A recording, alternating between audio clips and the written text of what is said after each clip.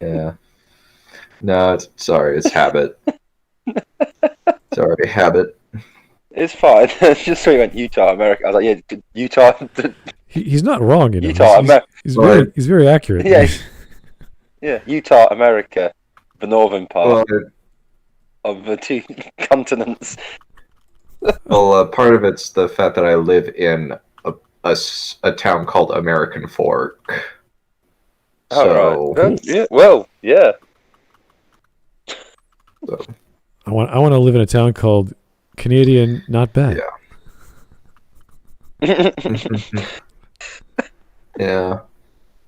Yeah, American Fork is kind of a haven right now from a lot of, like, the craziness that's been happening around here. Oh. That's not bad. So, I just love there's nothing bad happening to it. It's just quiet suburbia. It's really nice. That's good. Unlike DC, which is apparently turned into the Purge or something.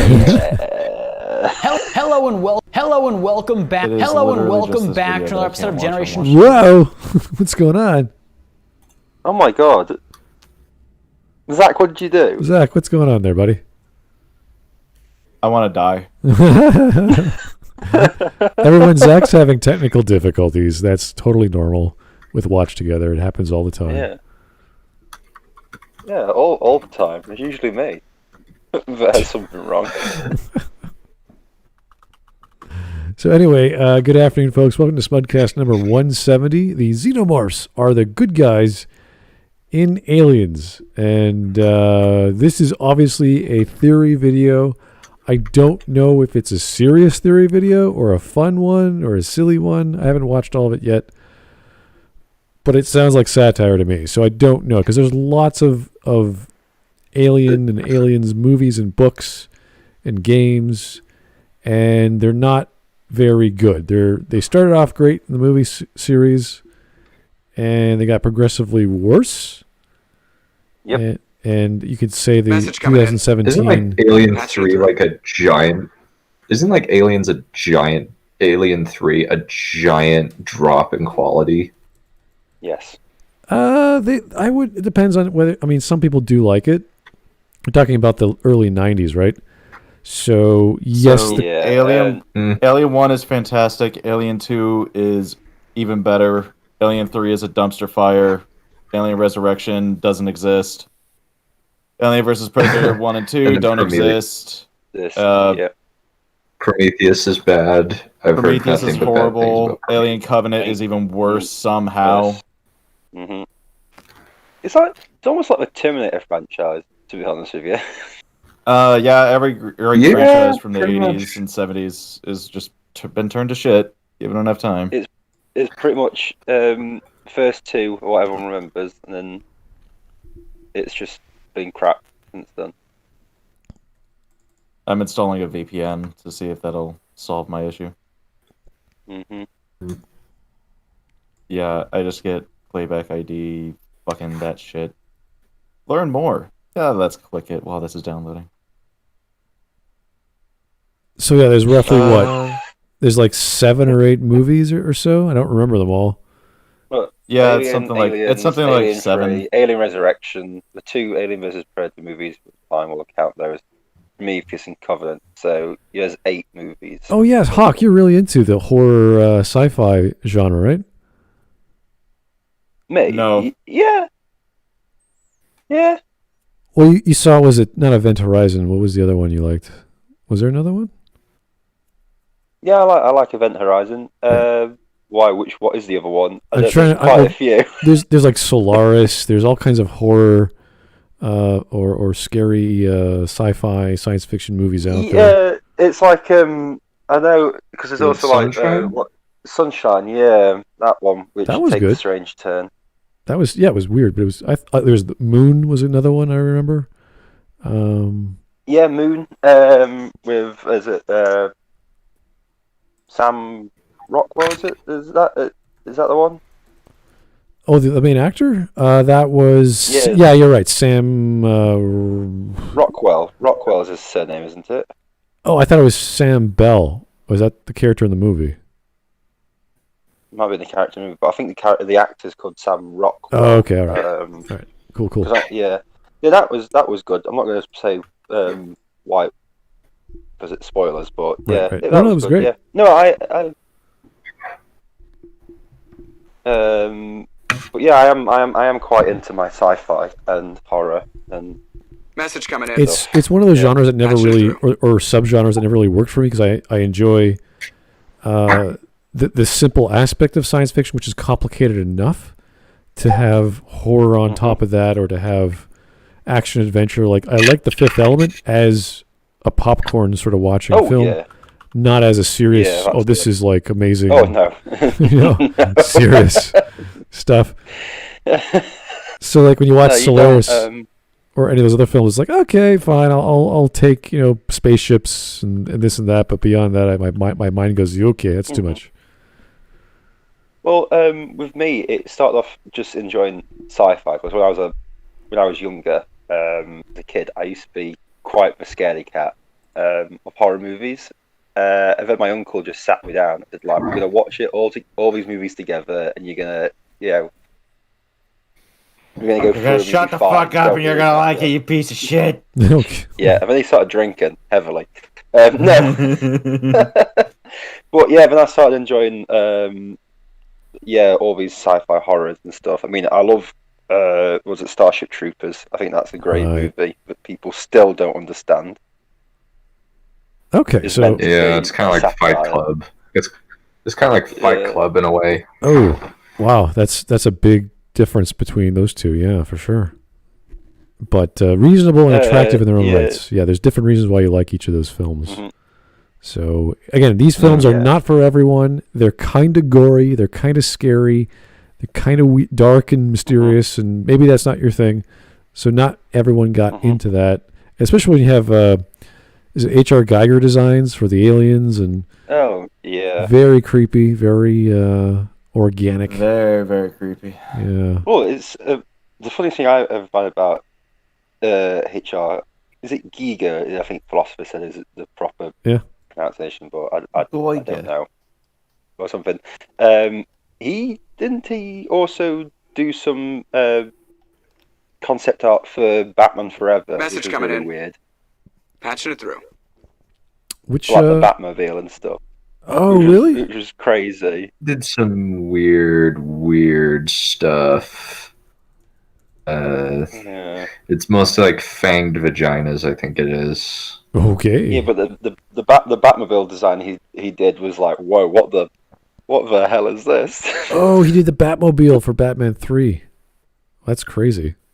Oh, really? I don't think it was used though. Yeah. Yeah. Wow, that looks creepy as hell. Whoa. Yeah. And considering what the film was. Oh. Yeah, that movie is kind of uniquely bad, but Batman and Robin's way worse. Yes, I agree. But that is the weirdest looking Batmobile I've ever seen. Yeah, the weird thing about that is that's the movie that got me into the Batman franchise. Batman Forever? Yeah, as a kid, that made me go, oh, I like Batman. And then I watched the Tim Burton movies, and then I watched the animated series. So yeah, it's got a special place in my life as when I became a fan. Interesting. So, okay. But yeah, it's not a great movie. No. I'm trying to like think of like current sci-fi franchises, like, well, not franchise but series, like The Expanse, that really resonate with people because they're so, I wouldn't say down to earth, but more realistic than others. And the political aspects, not just to mention the action, although it's been kind of reduced to, it's a story about the protomolecule and occasionally some character drama, but it's just all war now. I'm like, oh, okay. But I have to check back. I think they're doing a fifth or fourth season, which I haven't got around to. I've actually not watched The Expanse at all. I haven't either. I need to though. My mom has Amazon Prime, and I just mooch off her, so I need to. You fucking moocher. Yep, I don't care. Wow, doesn't care about his mom. I found that just recently. Well, no, she's paying for it already, so. Yeah. I'll just get her password. That sounds like a her problem, not a Dunn problem. Yeah. Yep. But yeah, in regards to sci-fi horror, I don't really think there's been that many good films or series that have come out that have really done sci-fi horror well. I think that when I was younger, I remember watching Species in the theaters. My God, what a B movie that was! Oh God, yes, yeah, that's yeah, that was a strange giant movie. cheese. Oh, it was just an excuse to have a hot blonde chick go around naked and kill people. I was like, okay. Yeah. Oh boy, but yeah, literally fucking people to death. Yeah, that is the series. Yeah, that was. Oh boy. I mean, there are. I remember the Aliens versus Predator films, which are just stupid, but that was kind of the point. Ugh. Yeah, they're really, really awful by all accounts, especially Requiem. Like, Requiem's just gross. The only thing I can remember about Requiem is that girl who gets hit by one of the Predator's discs and gets stuck into a wall. It's such a strange scene. It just made me burst out. I've heard about laughter. There's also the eating the the Predator going into a ward full of pregnant women. Yeah, that is the Pred Alien, which is the stupidest name I've ever heard for a creature. Goes into a ward of pregnant ladies and then mouth rapes them. Huggers. Yeah, vomits face huggers. So the face hugger eats the baby and then incubates in the lady. It's like, what the fuck is this? Yeah, what am I watching? Yeah, there's kind of an air of they're just trying to be nasty for the sake of nasty. Sake of it. Yeah, you're watching this and you're going like, what is this? What is eating your popcorn going? Oh no. Or when the first thing they do is they break the cardinal rule of horror movies and they kill the kid. Gruesomely on screen, which is just that movie just seemed to be just over the top, incredibly over the top with its gore and wanting to be as its nastiness, horrible as possible. But it just comes off as hilarious because they're so desperate. Do you know what I mean?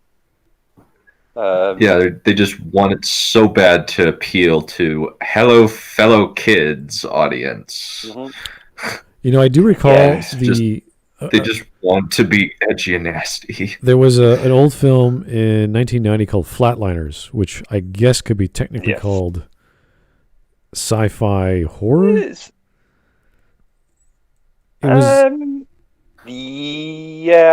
Because it's got. I'd say it probably would be classed as that. Yeah.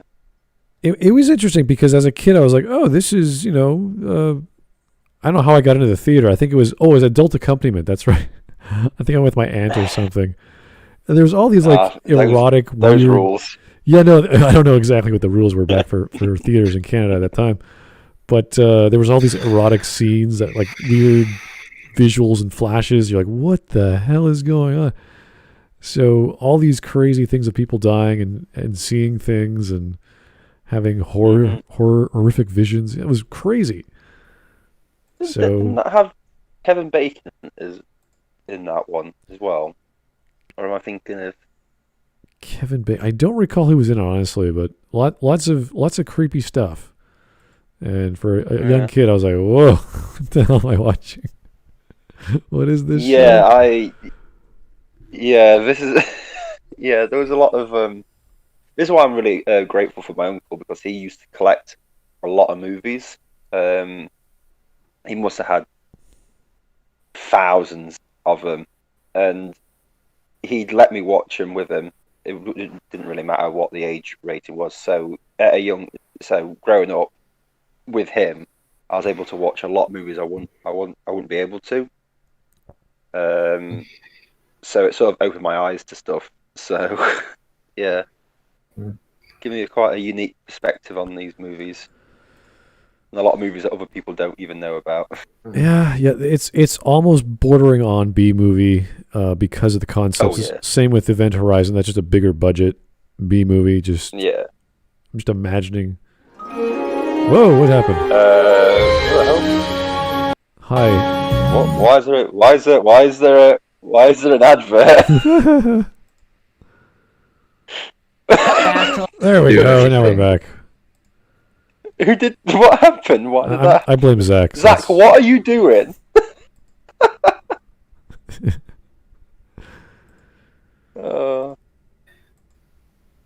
Anyway, I think we're okay to start. This is a 15-minute video. Should take about 2.5 hours, depending on how crazy these ideas sound and how much we have to feed in, the blank or fill in the blanks because of his crazy ideas that don't quite make sense to everyone here. So, I mean, look at that man. Does that look like a man who hasn't got crazy ideas? Maybe he kind of looks like the wisecracked guy. Yeah. I think he needs to go see a barber, but I won't blame him because it's 2020 when the film or the video came out. So it's like, all right, everyone's sense of style is sort of out the door because we're not going outside as much, and barbers shops aren't probably open. The first time you actually can go out, and everyone's got to learn how to be human again. That's going to be hilarious. Talk normally, friendly, yeah. Hello, fellow humanoid. Yeah. Do you wish to boogie on the dance floor? Anywho, let's get some super chats going and start the video. Jake the Surgeon, hey, how's it going? I can't wait to use my knowledge to clown on this fool. Oh, you must know your alien stuff. That's good to know. All right. Joe Crazy, I kind of like the first Aliens vs. Predator film for nostalgic reasons mostly. It's pretty dumb. I'll give it that. Message coming in. At least it's the film Patching it through. with a start, a middle, and an end. Oh, yeah. For what it is, I think that I've heard that it's at least better than the Transformers movies. At least the Transformers sequels. What a comparison! Holy crap! It's better than Michael Bay. That's good. Okay. I will say it does have the one scene that I did like in the Aliens vs. Predator movie was when one of the characters asks why this woman's got a gun for the expedition. And her response is, well, I'd rather have it and not need it than need it and not have it. And then she just like walks away. It's like, yeah, that's a good answer. That's actually quite a reasonable answer for these sort of movies. Yeah. Unfortunately, she doesn't do anything about it whatsoever and gets face hugged straight away. Does she actually get to use the gun though? That's the question. Yeah, she shoots at the face huggers, but there's just that many of them. Yeah. But it's one of those things where it's a bit like, oh, at least the movie, it tried to make these people seem competent before killing them off. It tried. All right. They weren't just cannon fodder. Here's Jake the Surgeon, the AVP I film. have tried it. Yeah, Zach. Zach. Oh, is it Zach? Hello? Zach? No, go ahead with your super chat. Go ahead. All right. Jake the Surgeon, the AVP films helped me get into the EU. Really? So they hold a special place in the obsidian chunk in my chest. What? The hell are you talking about? Were AVP films made by Marvel or something? What are you talking about? Or Disney?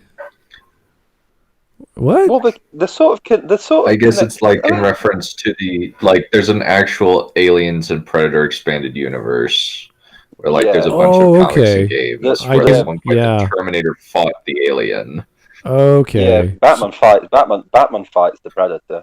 Oh no. Well, in one comic. There are books I know that I didn't know that was an actual term people use for the extended universe of the Aliens franchise. I know they're books, but who knew that it was referred to as that?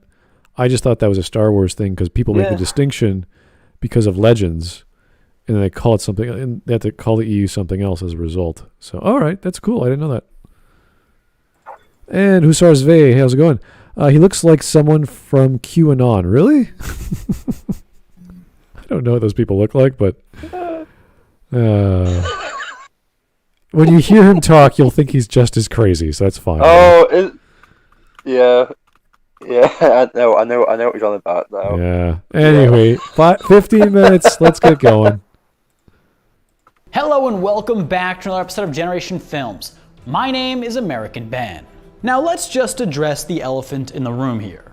The premise of this video does not square with the humanity first mindset, and indeed the content to follow. Oh yeah, humanity first. However, today in the name of righteous intellectualism and God's flat earth, we're going to approach science fiction from a more academic perspective than usual. Why?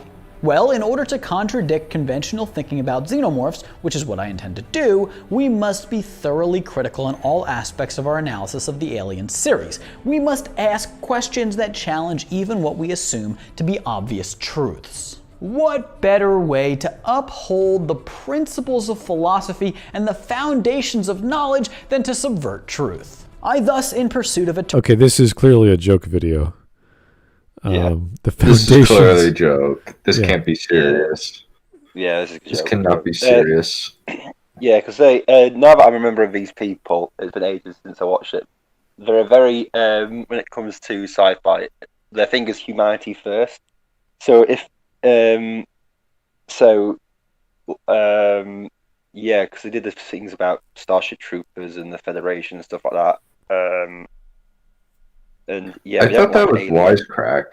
Wisecrack. These people do it. American Ben, I remember really? American Ben, because they've got British Ben as well, and some other guy, I can't remember what his name is, Canadian Keith or something, I can't remember. But yeah, this is clearly a joke. Yeah, if you start sit back and relax with this, bad mouthing, hey, the history of philosophy, I'm going to start subverting it. It's like, oh, are you really? Okay, Aristotle 2.0, the floor is yours. How do you do it? Let's hear you. Eternal tenure on YouTube, present to you the totality of my ideas under a social framework I shall term Critical Xenomorph Theory, or CXT. Xenomorphs, murderous feral beasts, or cute cuddly puppies? That's the question we shall attempt to answer. Now, CXT definitely does not propose that xenomorphs aren't violent. After all, they do things like this.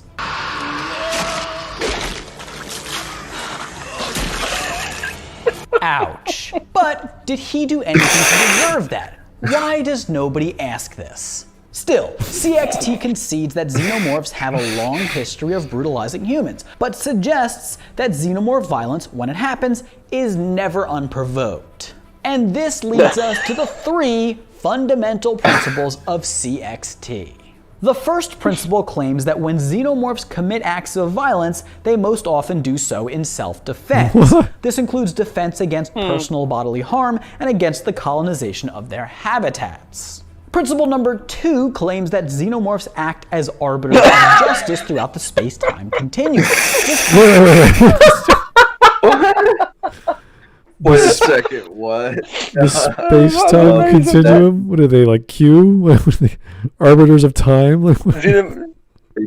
Commits acts of violence in the name of justice and balance. I'm the doctor. I'm here to save the future. Like, what? I'm just imagining a xenomorph kneeling to its daughter, going, balanced as everything should be. This is kind of gone from 0 to 60. This has gone from 0 to 60 in 2 minutes. I don't know what's happening in the video, but I'm here with you in spirit. Watch it. Zach, try we're watching the video. So I want to run you through my my troubleshooting process. First, I thought it was a region thing. So what do? Download NordVPN, today's sponsor of the Smudcast, and I paid for the 1-month plan. What? They have like a little 1-month plan. It was like $11. I don't care. Tried switching to Canada because obviously it's working for Smud. Message coming in. Didn't work. Tried switching to Ireland. That didn't work.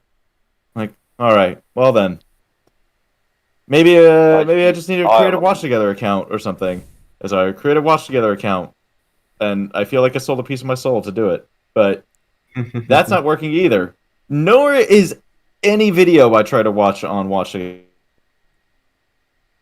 Okay, this has worked for you before, Zach, so I don't know. Yeah, this worked for me 2 days ago. And you didn't reboot your machine. You didn't reboot your machine whatsoever. Zach. I'll take that as a no then. Okay, I mean, this is the standard. Even if I'm not even like brainstorming and figuring out what the heck's going on or troubleshooting your machine, the first thing is reboot everything. Your router, your box. Have you tried turning it off and on again? Yeah, that's all I can hard recommend because if your browsers aren't working. I'm installing a graphics driver update, so I missed all of that. By the way, what? No, you don't have to do that. It was just a thing. I was about to restart, then I saw I had to install this, so I was just doing it. Okay. What? Fine. Fine. I had an update, so I just went ahead and did it. Why would give me shit, Hawk?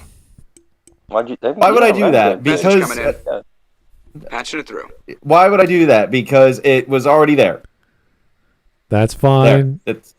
He's not incompetent. He could do whatever he likes to his machine. It's fine. I saw I had an update. Don't give me shit for it. Okay. I'll fucking update your computers. Watch me do it. I'll fucking update your computers, and you'll not have Watch Together access either. All right. Perfectly fine. I'll use my phone. Here is Coolman229. This is so hilarious, but we've reached a point with video essays that we can't honestly tell this is a parody at first. I know this is like a parody, but he's actually, trying to be serious. So it's like, what's the joke? Life. What is life? I agree. Is it one of those where they say, "Oh, it's parody," but just leave it open enough that it could be taken seriously, as in, And you're not sure what they're either satirizing or parodying of. Are they making a parody of the Alien franchise? Are they satirizing? Oh, check essays? if it's April Fool's video. What date was it uploaded? This was uploaded on October 26th, 2020. Halloween video? I don't know.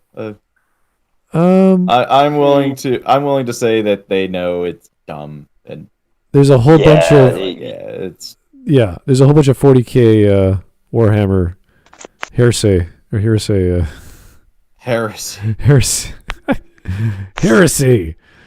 comments. So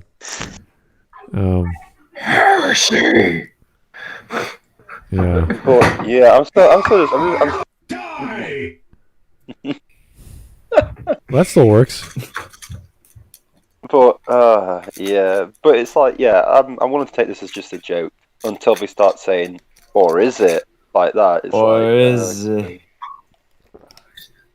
It's like, okay, it's all a joke, maybe. Message coming in. All right, Jake. Okay. The Xenos must die. We get it.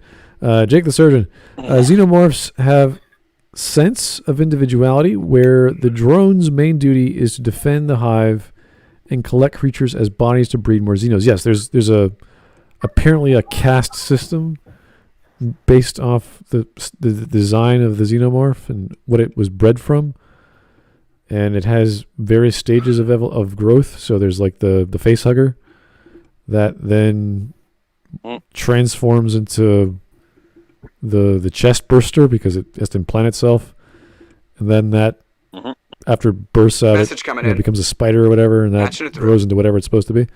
So yeah, there's lots of stages to these things, but there's no sense of morality or justice or society. It's just animals. A bunch of murderers. They come around, they breed, and they keep doing that. That's all there is. Yeah, the feral creatures don't have a morality. I don't even know how they survive in terms of just eating. A monster. They're just monsters, yeah. Yeah. Jake the Surgeon. It's no more moral than a lion is. Here's Jake the Surgeon. No sense of individuality. Curse my stubby fingers. So no sense. All right, that makes more sense. They are. I thought they were. Were they connected telepathically? I thought they did. They had those abilities. I can't remember. I don't think it's ever said that they got a telepathic. I don't remember the lore, but I would imagine if you can't have a language we could understand, they have to explain other ways of communication. So it'd have to be noise or telepathy or something. I think it might be noise because they don't have eyes.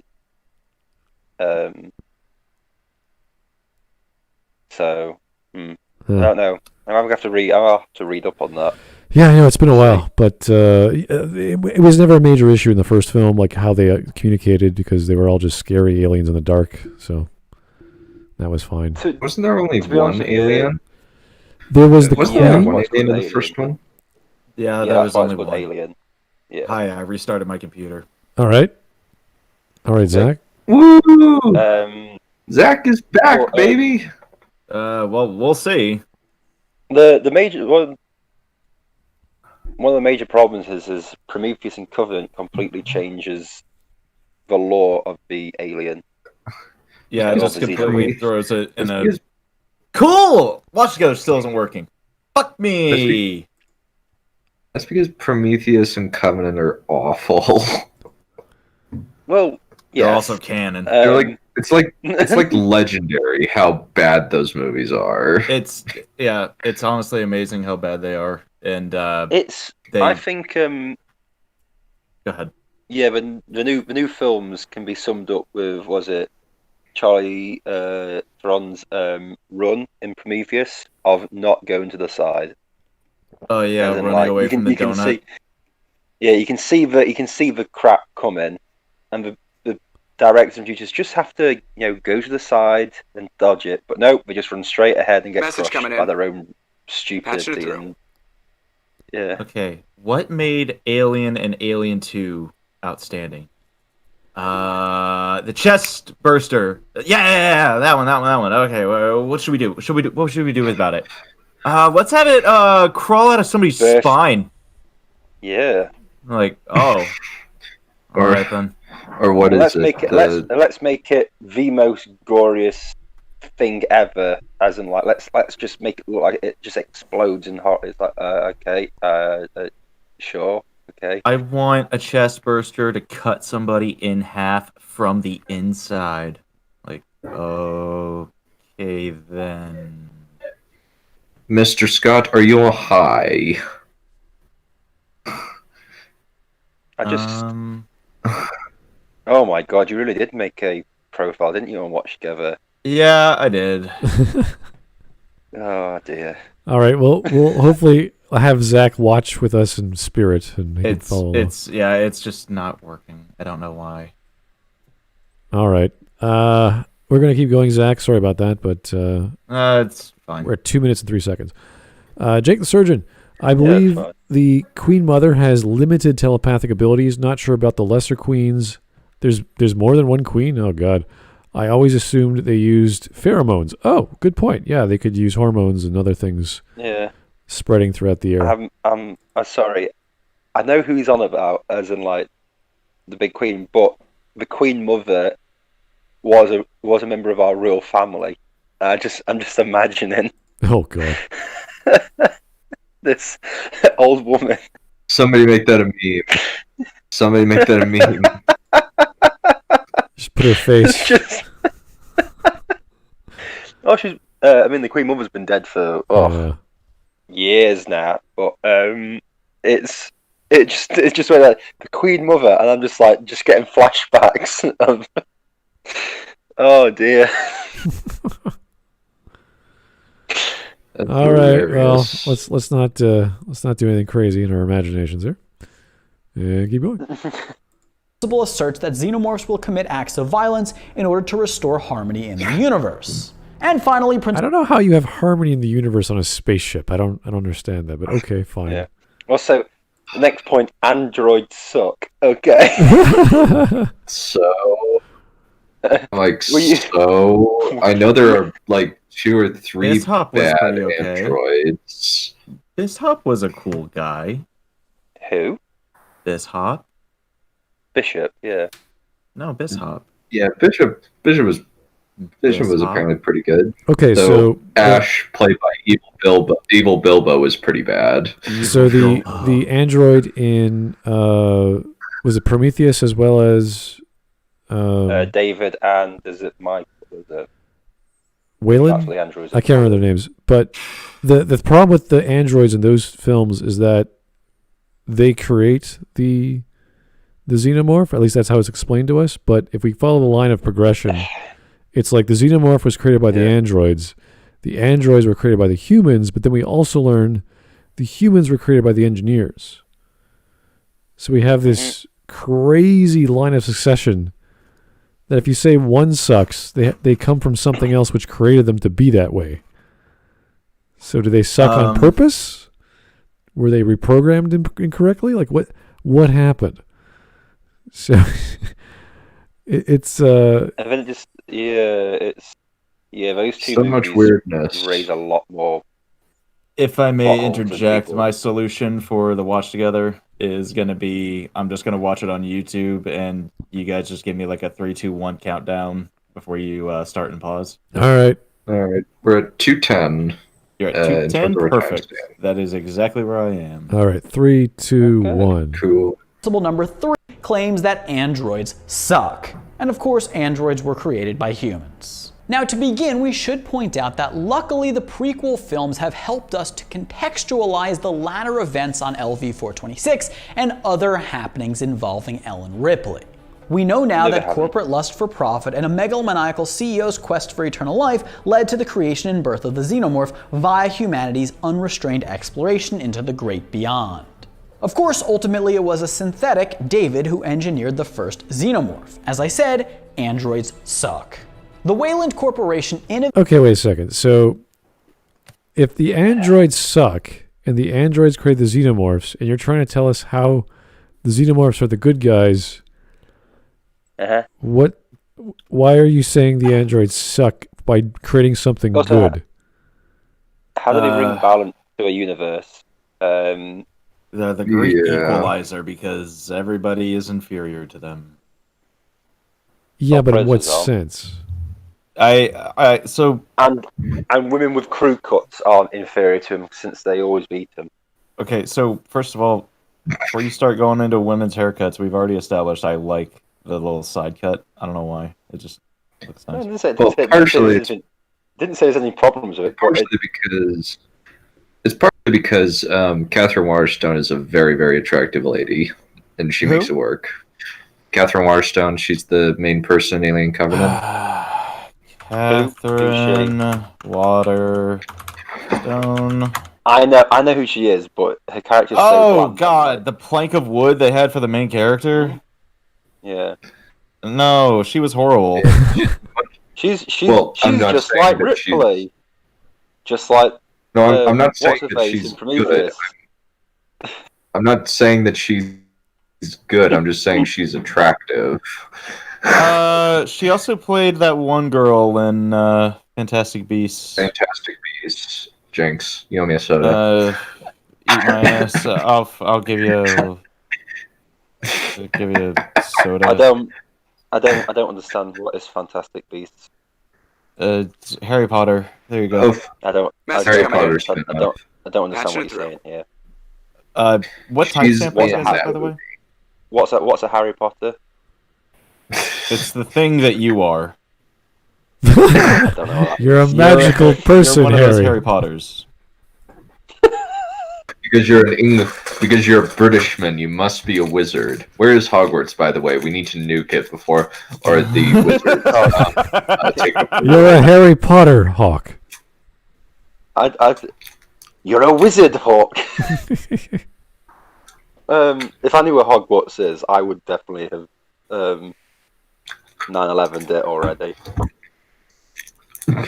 Wow, you really don't like that series. Okay. No, I don't. I think it's terrible. It's the worst thing that's ever happened. It's worse than Twilight. It's worse than Twilight. Twilight's way worse than Harry Potter. The Beatles, David Bowie, Harry Potter. It's like no, no. No, because Harry Potter created a generation of idiots. Oh no.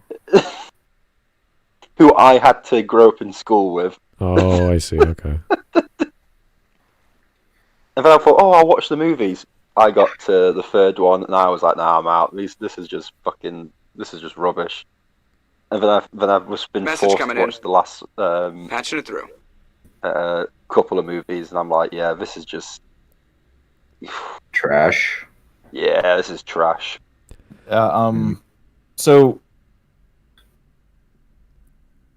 David creating the Xenomorphs doesn't really make sense in the context of the fucking universe, because in the first movie they find the space jockey on the Dunn ship on LV-426.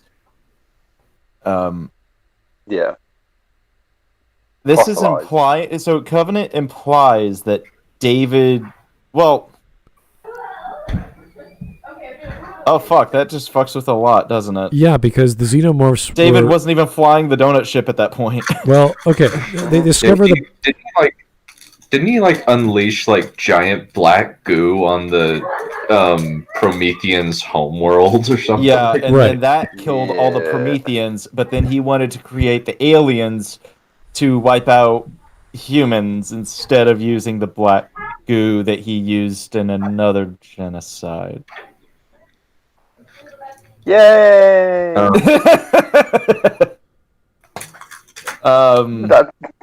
And the defense I've heard of that is, he didn't wipe out the entire planet. That was just the one city. It's the engineers only had that one city on that one planet. And it was meant to be their home world. Yeah. Okay. Gonna press X to doubt there, buddy. Okay. Stop defending this new series of Alien movies. They are crap, and they have no idea what they're doing. Well, I have a lot of normie friends, and nobody ever wants to debate movies with me ever in IRL. So the response I'll get every time is, dude, just fucking enjoy the movie, man. It's just a movie, just it's hard to enjoy shit. Yeah. I had a buddy of mine try to he was just oh man, did you see Endgame? I'm like, yeah, it was alright.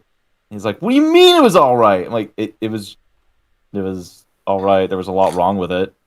It's there's a lot of fucking nerd. Why? Because it didn't match up with the comic books. I'm like, I haven't read the comic books. The time travel mechanics are broken. I'm like, I haven't even read the comic books. I know nothing about what they goes on in the comic different. Books. I just know the movie shit. Endgame is not even an accurate adaptation of any comic book I've ever heard of, to be perfectly honest. So he was already wrong on that argument, and then in the same sentence he was also trying to say, "Oh, I bet you hated Captain Marvel too." I'm like, "Yeah, Captain Marvel's one of the worst movies I've ever seen." He's like, "Dude, how could you even say that? It was so cool." I'm like, "What was cool about it?" He's like, "What? You didn't watch the end when she's blowing up all the ships?" I'm like, "Okay." It was that part was the special effects. Keys. Yeah, the special effects, they looked fine. Good old jangling keys to distract you from the fact that her arc makes no sense. Well, actually, she doesn't really have them. I summed it up with, dude, what's her character? I just asked him that one question. I was like, dude, what's her character? Zach.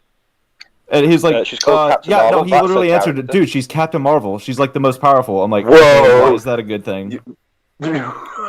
Oh my god, I can't believe someone said what I said as a joke. Fuck me. Isn't that the same as what's his face from before? She's Captain Marvel. She's the most powerful. She's the most powerful character in the MCU. And I asked him why is that a good thing? Yeah, how can Bruce Wayne do all these things as Batman? Same answer. He just rolled his eyes and walked away like, you're just overthinking this stuff. I'm like, overthinking simple writing concepts? All right, bye. Just like, Jesus Christ. Yeah, let's keep going. All right. Joe Crazy. They helped those prequels completely demolished everything that was previously established. Yeah, patching it through. The two Prometheus and sorry, what's the other one again? Covenant, yeah. Covenant? Yeah. Covenant. They changed the retcon stuff that comes before. So not the best writing technique. Okay. In quotations, okay, Zach 2020. Jake the Surgeon, thanks again. Given how the Xenomorphs aren't native to LV-421, they disrupt the balance like any other place they've been besides their home planet.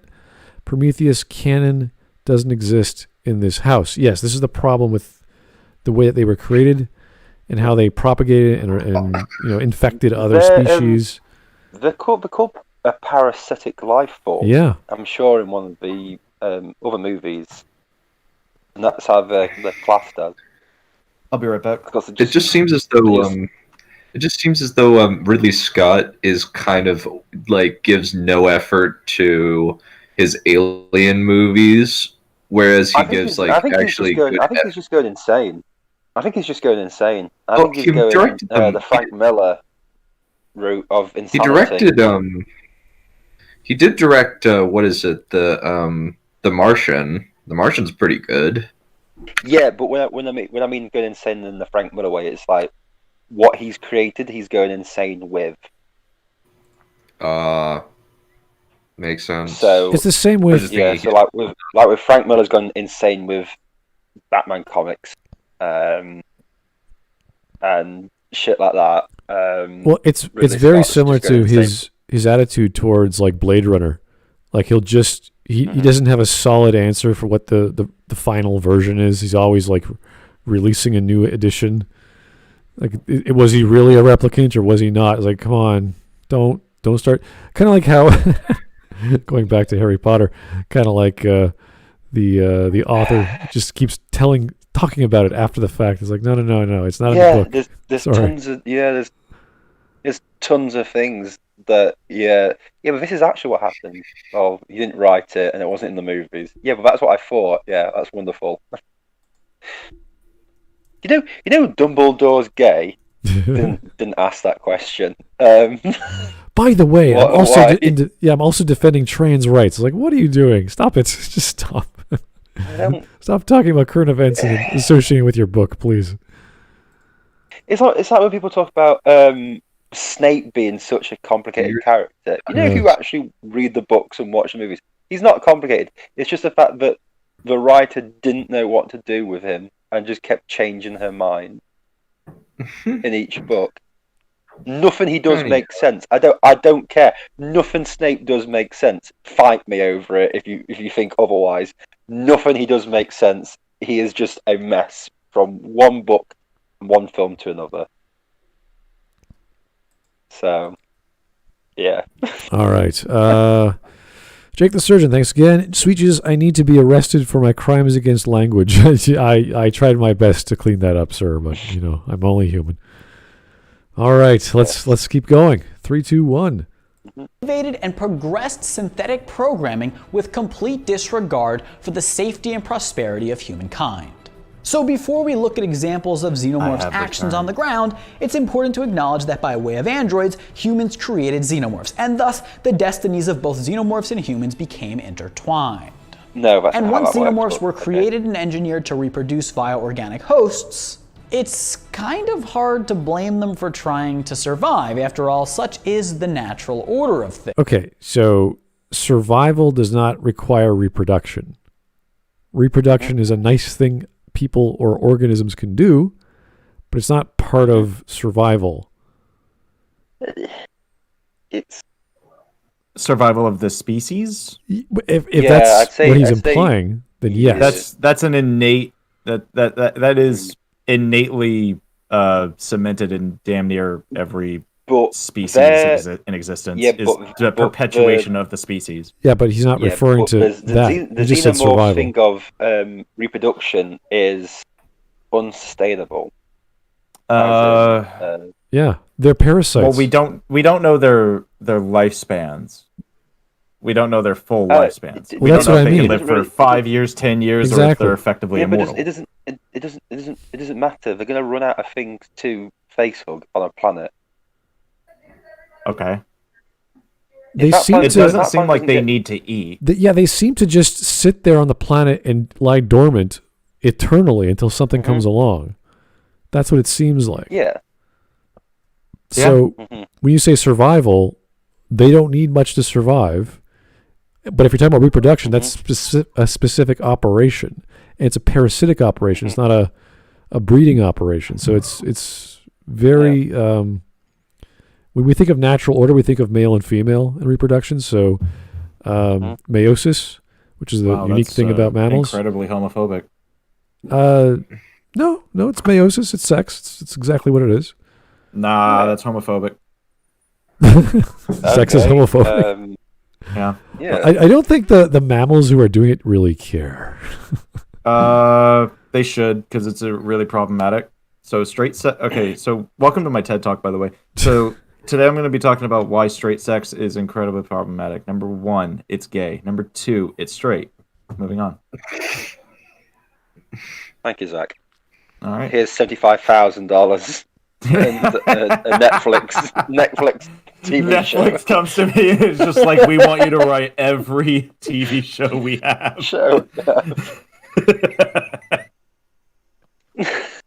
But the Xenomorphs aren't also survival. They're manufactured creatures. So they're not natural. Yeah. So yeah. You can't go down this route of survival things. Sorry. Although because with Covenant, they were specifically bred for killing, right, destruction, and as much death as it could fit in a life form. Also, what in Covenant? What are the spores then? Yeah. If not Xenomorphs, because they see. It's from the black goo. I got halfway through that question, and I just don't actually care about the answer. Yeah, the black Neither liquid. did the writers of that movie. Yeah, no, it's very hard to follow, because if you say that the Xenomorphs are artificial, so are the humans, because we were created by the engineers. So these spores come from the black liquid, but it was black liquid infected the fungus on the planet. So It's so fucked up. Yeah, because they got the black goo from the donut ship, and if you remember what it did on the donut ship, it just turned people into zombies. Yeah, but now it's completely destroying. Hey, Danny McBride in a cowboy hat. Look, yay! Look, that's cool. But that's quirky. Shh! Don't pay attention to the plot. Look, yay! So it was like, if you're directly exposed to it, you're a zombie.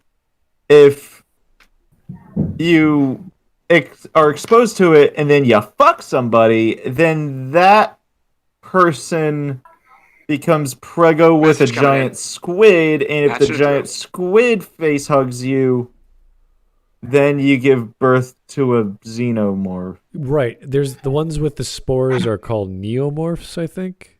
So but then they take that same black goo that does all that, and then he takes it to the Prometheus, the alien planet, homeworld, and releases it there, and it just fucking kills everybody.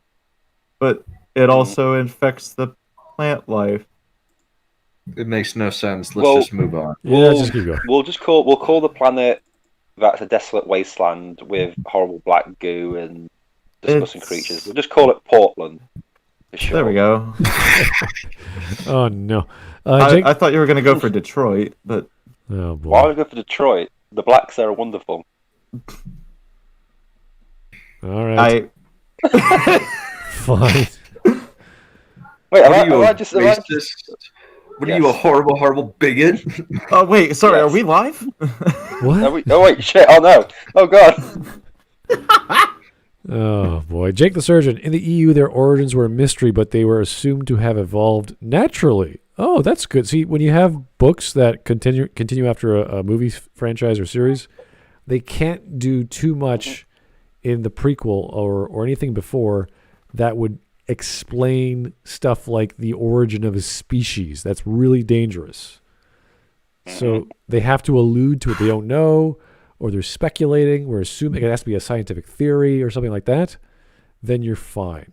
You can't just start. Hell, even the Alien vs Predator movies had the idea not that the Predators made them, but just the Predators used them, as in like use them to like train. Well, not really train, but as like a trial, like as a precursor to humans, which is interesting.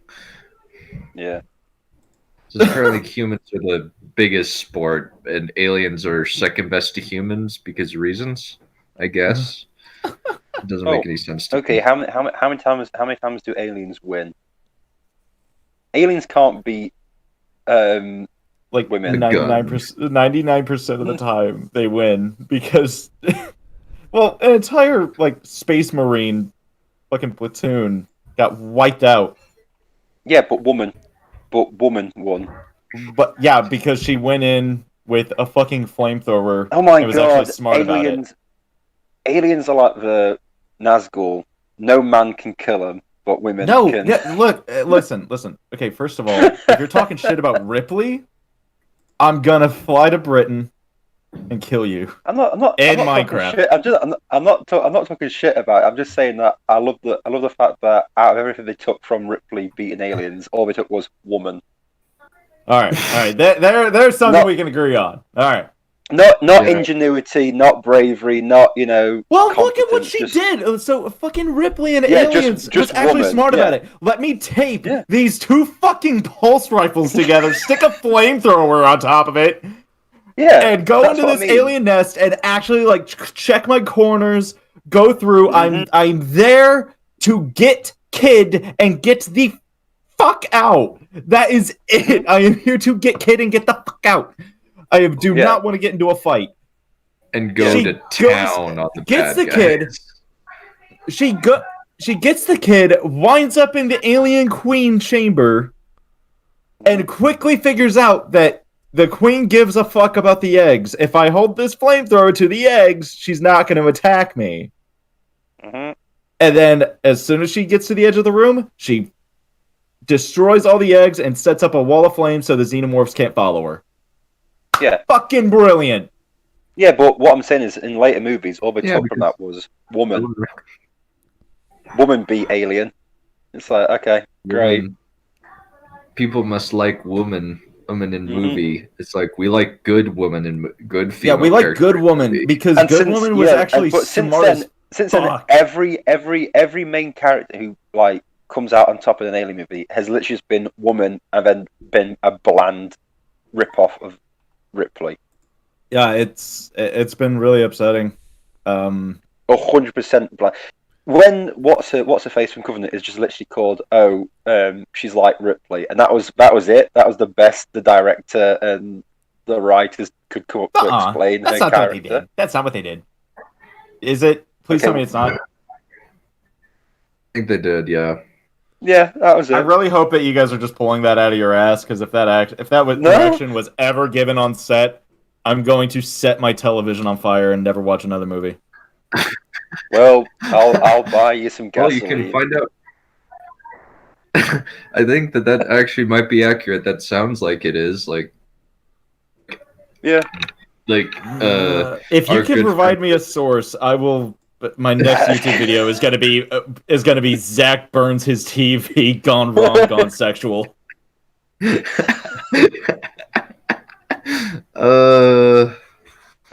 me find it. The Alien series. Oh dear. Well, the Alien series. Yeah.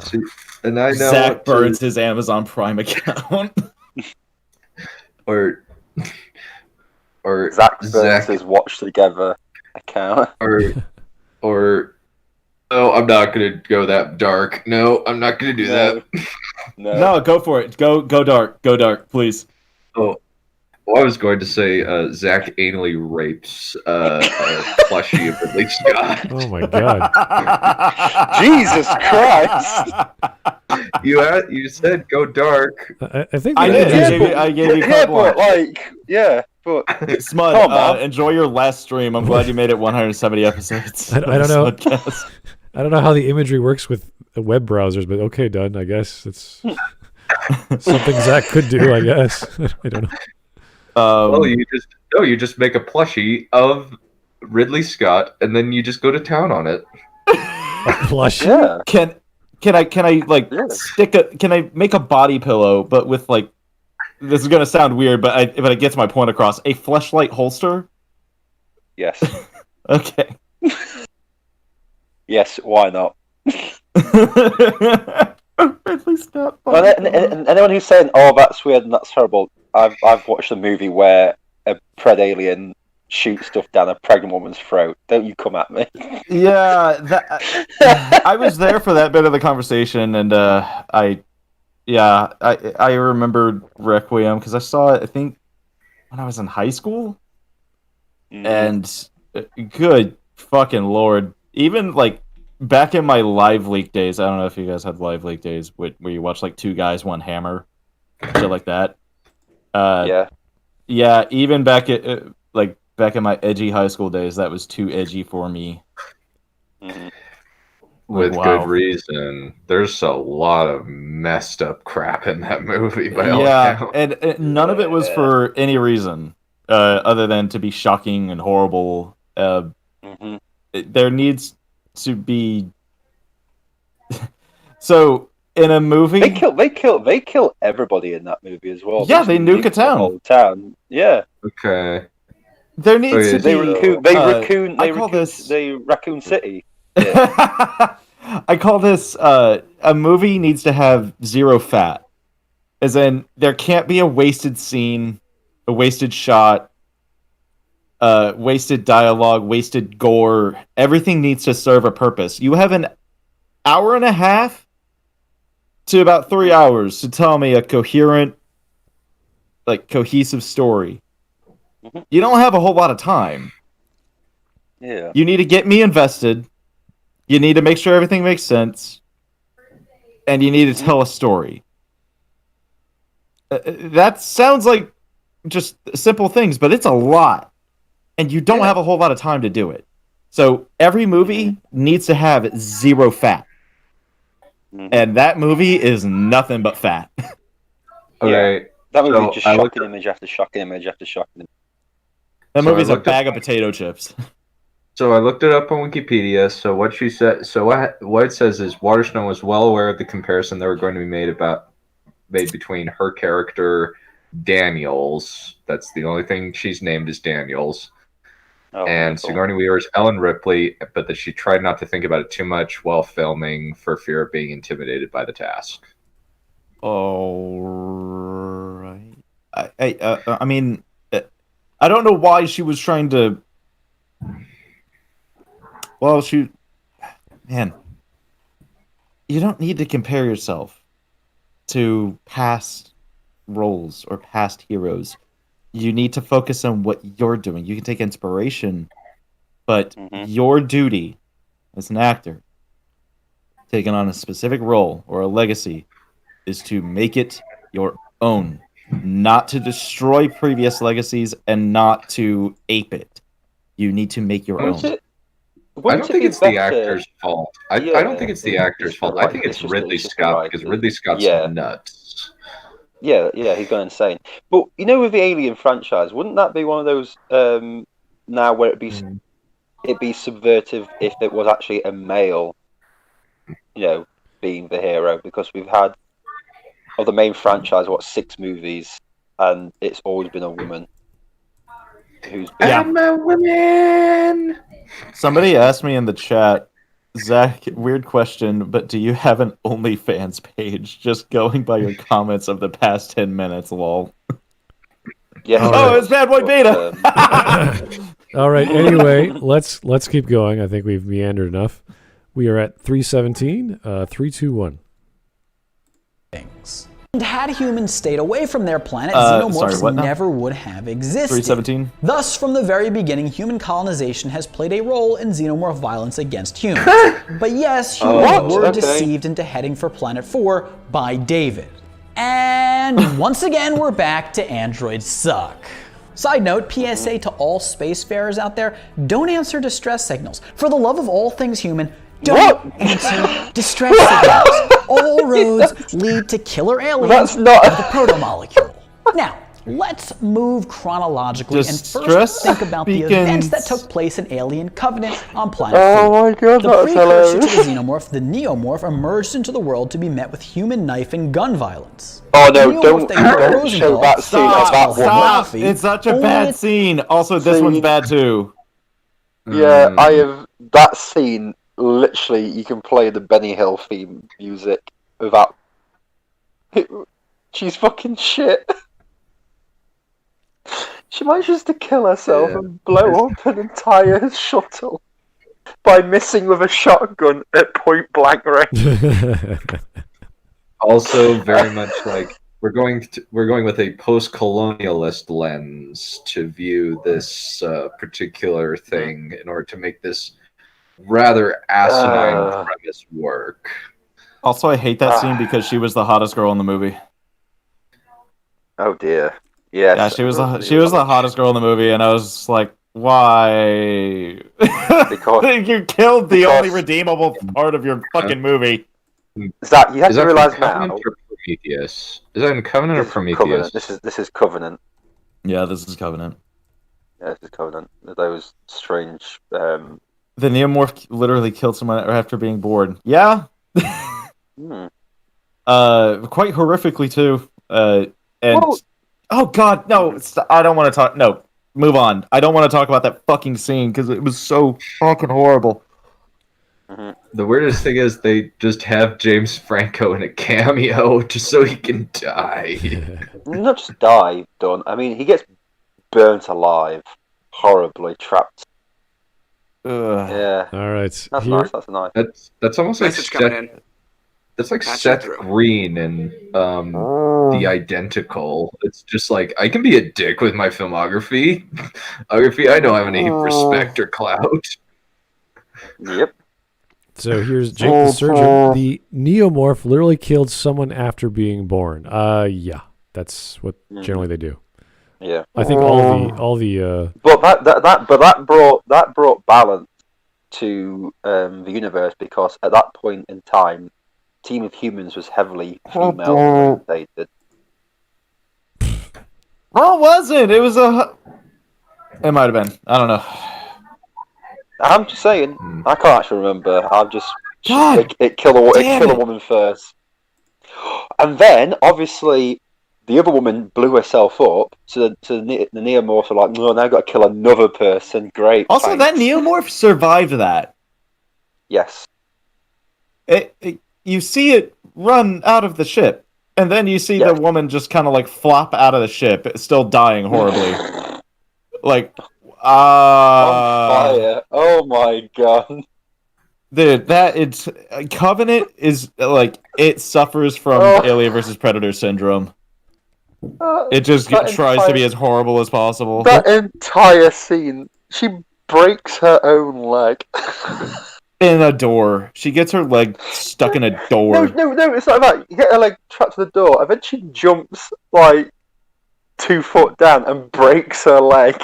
No, she didn't. That's not what happened. Yeah, she did. Yeah, and she starts crawling, yeah. Well... And that's why she's struggling to shoot, and then she misses and hits the gas canister and blows the ship up. No, I remember that scene. I laughed my ass off during that scene, and my friend, who's a big Aliens fan, was just sat there, just like cringing, because he was looking forward to this movie. I remember, as he should. It just seems as though this movie is ass. I remembered last year. I came to the realization of how normie the general population is. Mm-hmm. And that was when, not last year, but the year before, I was watching Game of Thrones. I was watching the long. Dunn has some, you were fools. Words. You were all fools. You carried on watching. I quit after season 1. I thought, this is going to get Dunn downhill. has some thoughts on it, apparently. Oh, boy. I hate Game of Thrones Season 8. Yes. I hate Dan and Dave. Let the hate flow through you. Yeah, I hate those two, like, as people, not just as, like, creators. Oh, I agree. Like, I genuinely hate them for what they did. Oh, no. Oh, no. I've been reading the book that's about how they made the show, and I'm just amazed they didn't get fired after season 1, because 2 people nearly died. Mm-hmm. Holy shit! And considering the fact that one of them wasn't Sean Bean, that's kind of dangerous on a set. Joshua Gonzalez in the chat. Alien 3 is good. You shut the fuck up. No, it's not. Where? Which university show me where it's good. I've been watching like Dragon Demands, and everything in that book verifies everything that he said, even though like he has cited sources, but it's like really idiotic things like last minute subplots they just inserted randomly because they're insane, or 70 live horses charging into as a pincer movement into live actors, not thinking about. Yeah, they thought they wanted to do that, and then the director had to say, "No, we're not going to do that. I am not going to kill horses on set." I'm not even going to kill pretty much everybody here. This could turn really bad. Wow, they are insane. They are insane people. You know when you watch them and they're talking about in interviews, they do seem like their eyes are glazed over and they're in another place. They do seem like they're not.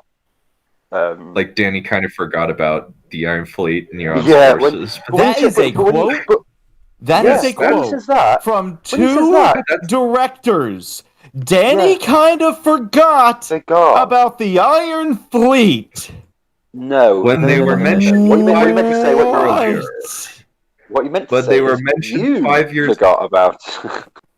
Mentioned 5 minutes earlier in the episode. Yeah, I genuinely hate them. Like, and I agree with you, Dunn. I genuinely hate them as people because they just completely fucked up everything. Season 7, I could have I don't want to forgive it, but I could have if they did season 8 right. But guess what? They didn't. They did even worse. They did even worse. I didn't know how you could beat. I don't know how you could beat season 7, but they fucking did it. Anyway, but I was watching shoot for the stars, kids. Shoot for the stars. Anyway, shoot for the stars. No, shoot yourselves in the head, D&D. I'm straight up saying that. Just end yourselves. And the worst part is David Benioff has bragged multiple times that he's never read a screenwriting manual. Oh my god. Anyway. On audio, we have audio evidence of him saying that I have never read a screenwriting manual because they're all poorly written. I just read a bunch of scripts. Is that like a hint towards him being the director of the next Aliens movie then? Yes. Oh no, he's going to be he's in limbo because the dude who no one's going to hire him. No, it's worse.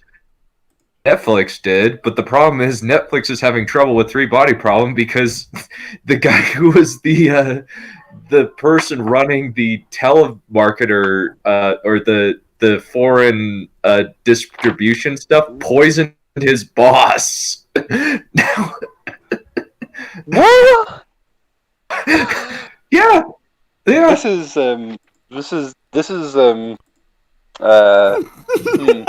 anyway, Xenomorphs are the good guys.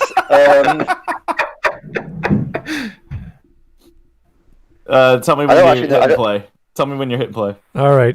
Jake the Surgeon. What gets me is why bother with xenomorphs when neomorphs don't require giant eggs and aren't weak and harmless when born. This is the huge problem with subspecies. Like they release spores which can be inhaled or through the ear or whatever, and then they somehow get into your blood, and there's a fight for dominance, whichever is going to be born, like sperm cells or whatever, and then they gestate. It's just like, what the like, why even bother with all this other crap? Like, why wouldn't they just be the dominant species? Because you don't need to worry about things being in a close proximity. It's microscopic. It infects anything, and ba-boom.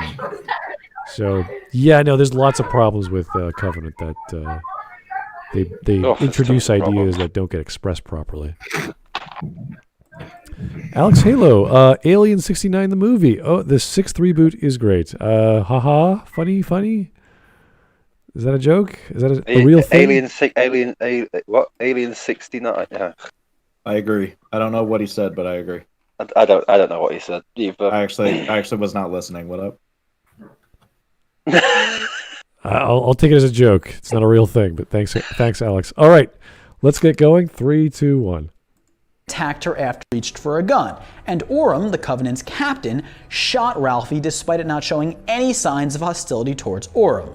Aside from the minor indirect threat of finding his crew member's head in the water beside him, but so it was humans who presented themselves as a threat to the Xenomorphs, and thus it's only natural and justified that the first Xenomorph should react violently towards humans. It must have registered them as a threat and felt scared. After all, it sees anything as a threat. David has designed them to be perfect killing machines. This is like saying you can train a dog not to kill, or you can train it to kill, but naturally it's just going to kill. It's like, it's designed to kill. That's what it's made for. Yeah. Yeah, that he said that's the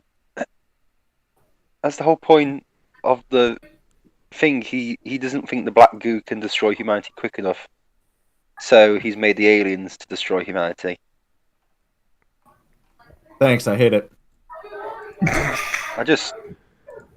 Because aliens are perfect, even though they're fucking not perfect. There's a lot of problem. How an android could say that? That sounds ridiculous. I don't even know how I suppose. Yeah, ultimate life form. No, they're not.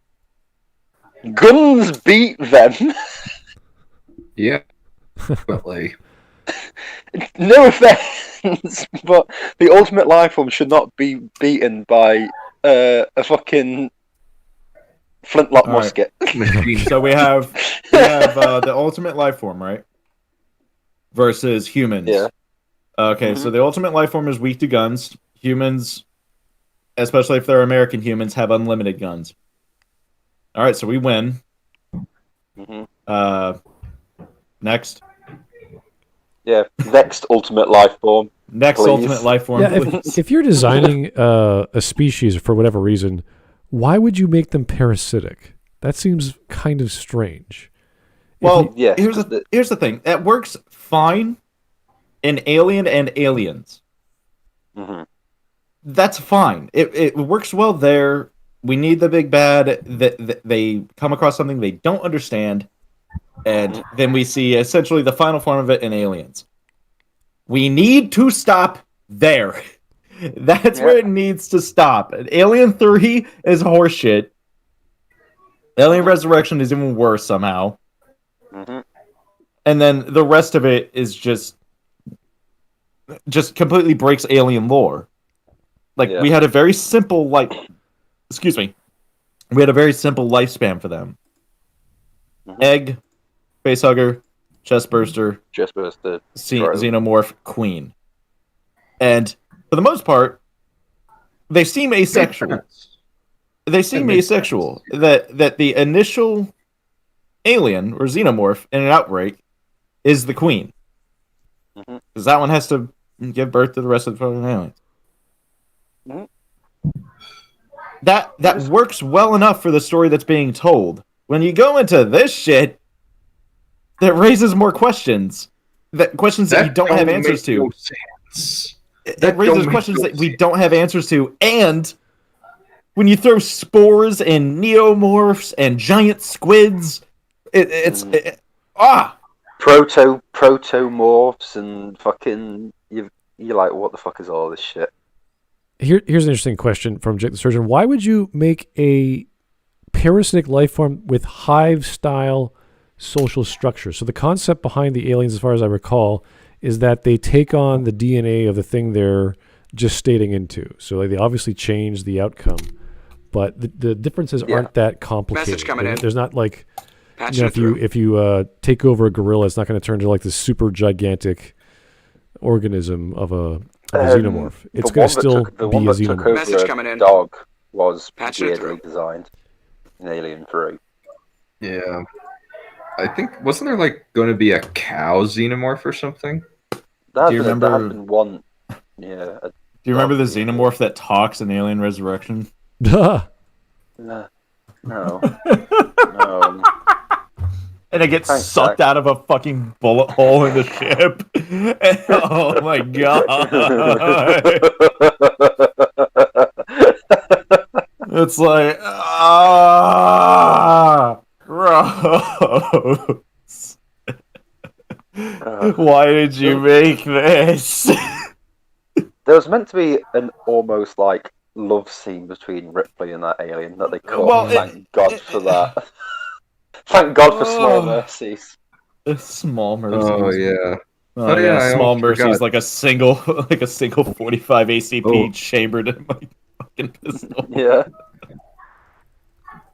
Oh, I almost forgot something very important about Game of Thrones. They actually smuggled illegal explosives into Morocco. We'll talk about it. just to get We'll talk about it later. We'll talk about it later.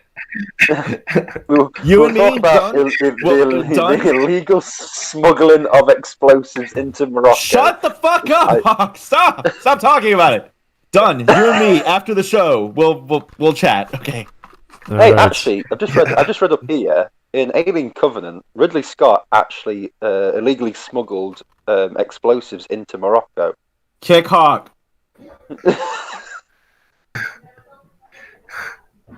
Hey, I'm just telling you news stories. Okay, Right, let me know when we're gonna play. Yeah. 210-505. The space bug's not made by an emo android. Thanks, JC. Oh God. Yeah. The whole thing is, once you start saying they are perfection, it's just ridiculous with Xenomorphs. They're nowhere. No. If an android is defective and says crazy shit, I'll be like, okay, fine. But there's no sign of it being broken or reprogrammed. Ash said it in the first movie, but he's programmed by the company. Jord Kells in the chat said Uganda Knuckles is the ultimate life form. Yes, most likely. Can he be killed by guns? We have to find it out. You do not know the way. Of course you do not know the way. You have to have Ebola to know the way. Only Black Panther knows the way, and Black Panther is dead now. No condom forever, or whatever Black Panther said. All right, let's keep going. 3, 2, 1. Here's the kick. Xenomorphs can actually inherit memories genetically. And so that Inherit newborn memories! Xenomorphs attack humans might not be indicative that they're naturally violent, but rather that they simply know the threat that humans pose to them. Wait. So this is Assassin's Creed bullshit that they can absorb memories from genetics? Are you serious? No. That's why they're so violent. No. That is why they're so violent. I have never heard someone say they take the memories. I know they take the DNA and so it changes the body structure. So obviously a human xenomorph is different to, like I say, the dog xenomorph and Alien 3. Their body structures are different. But I've never heard them say they take their memories. It's like, wait, what is this? The fuck is this shit? Where does this come from? Fuck's this? There's fuck shit in the air. I've never heard that. I've never heard that at all. Apparently, Ellen Ripley conducted tests that memory passed from Ripley onto the new generation of xenomorphs allows them to read and understand different languages. Okay. When did she do this? I don't know. When did she do this? Because between first meeting an alien and then dying, she's awake for what, 2 weeks? When did you do these tests? It must be in the books because I don't know where this is in the movies. Yeah, but even in the books, where? When could she? Okay, she goes into stasis at the end of Alien, wakes up 57 years later for Aliens. That takes place over what we'll say a week. Goes back into stasis, wakes up 100 odd years later in a prison. That takes place over maybe a couple of days, a week tops, and she jumps into a fucking vat of lava. Where does she do any tests? Oh dear. Where? Well, the whole concept of genetic memory that could pass on thoughts is just insane. So I'm not that is insane. But I've never heard it said anywhere in any of the movies at all. Let's just. This is not. It's not even worth contemplating because this is such a reference. I don't even know where it's from, so we can't even guess. It's like I have no idea. So, anyway, let's try and keep going. I don't know where he's going with this. The what was it? The Ladybug's first big book of aliens or something. I don't know. Okay. Oh dear. Let me know when you hit play. Yeah, 3, 2, 1. So I guess what I'm trying to say is that humans set the tone for their relationship with xenomorphs by using guns and other weapons to deal with them rather than their words. What? I gotta pause. No, we gotta stop there. That's too much. Wow, postmodernism BS for the win. Yay.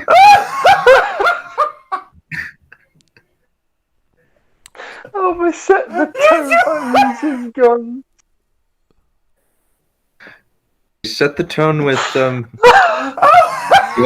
Using guns. Let's assume that Using guns. let's just assume that they somehow are able to learn language or learn genetic memory, etc., right? So they got the memories of the host.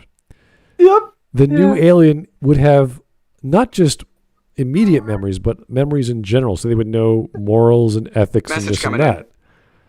So if they knew all that shit, they'd be like, "Oh, I just killed a man to be born.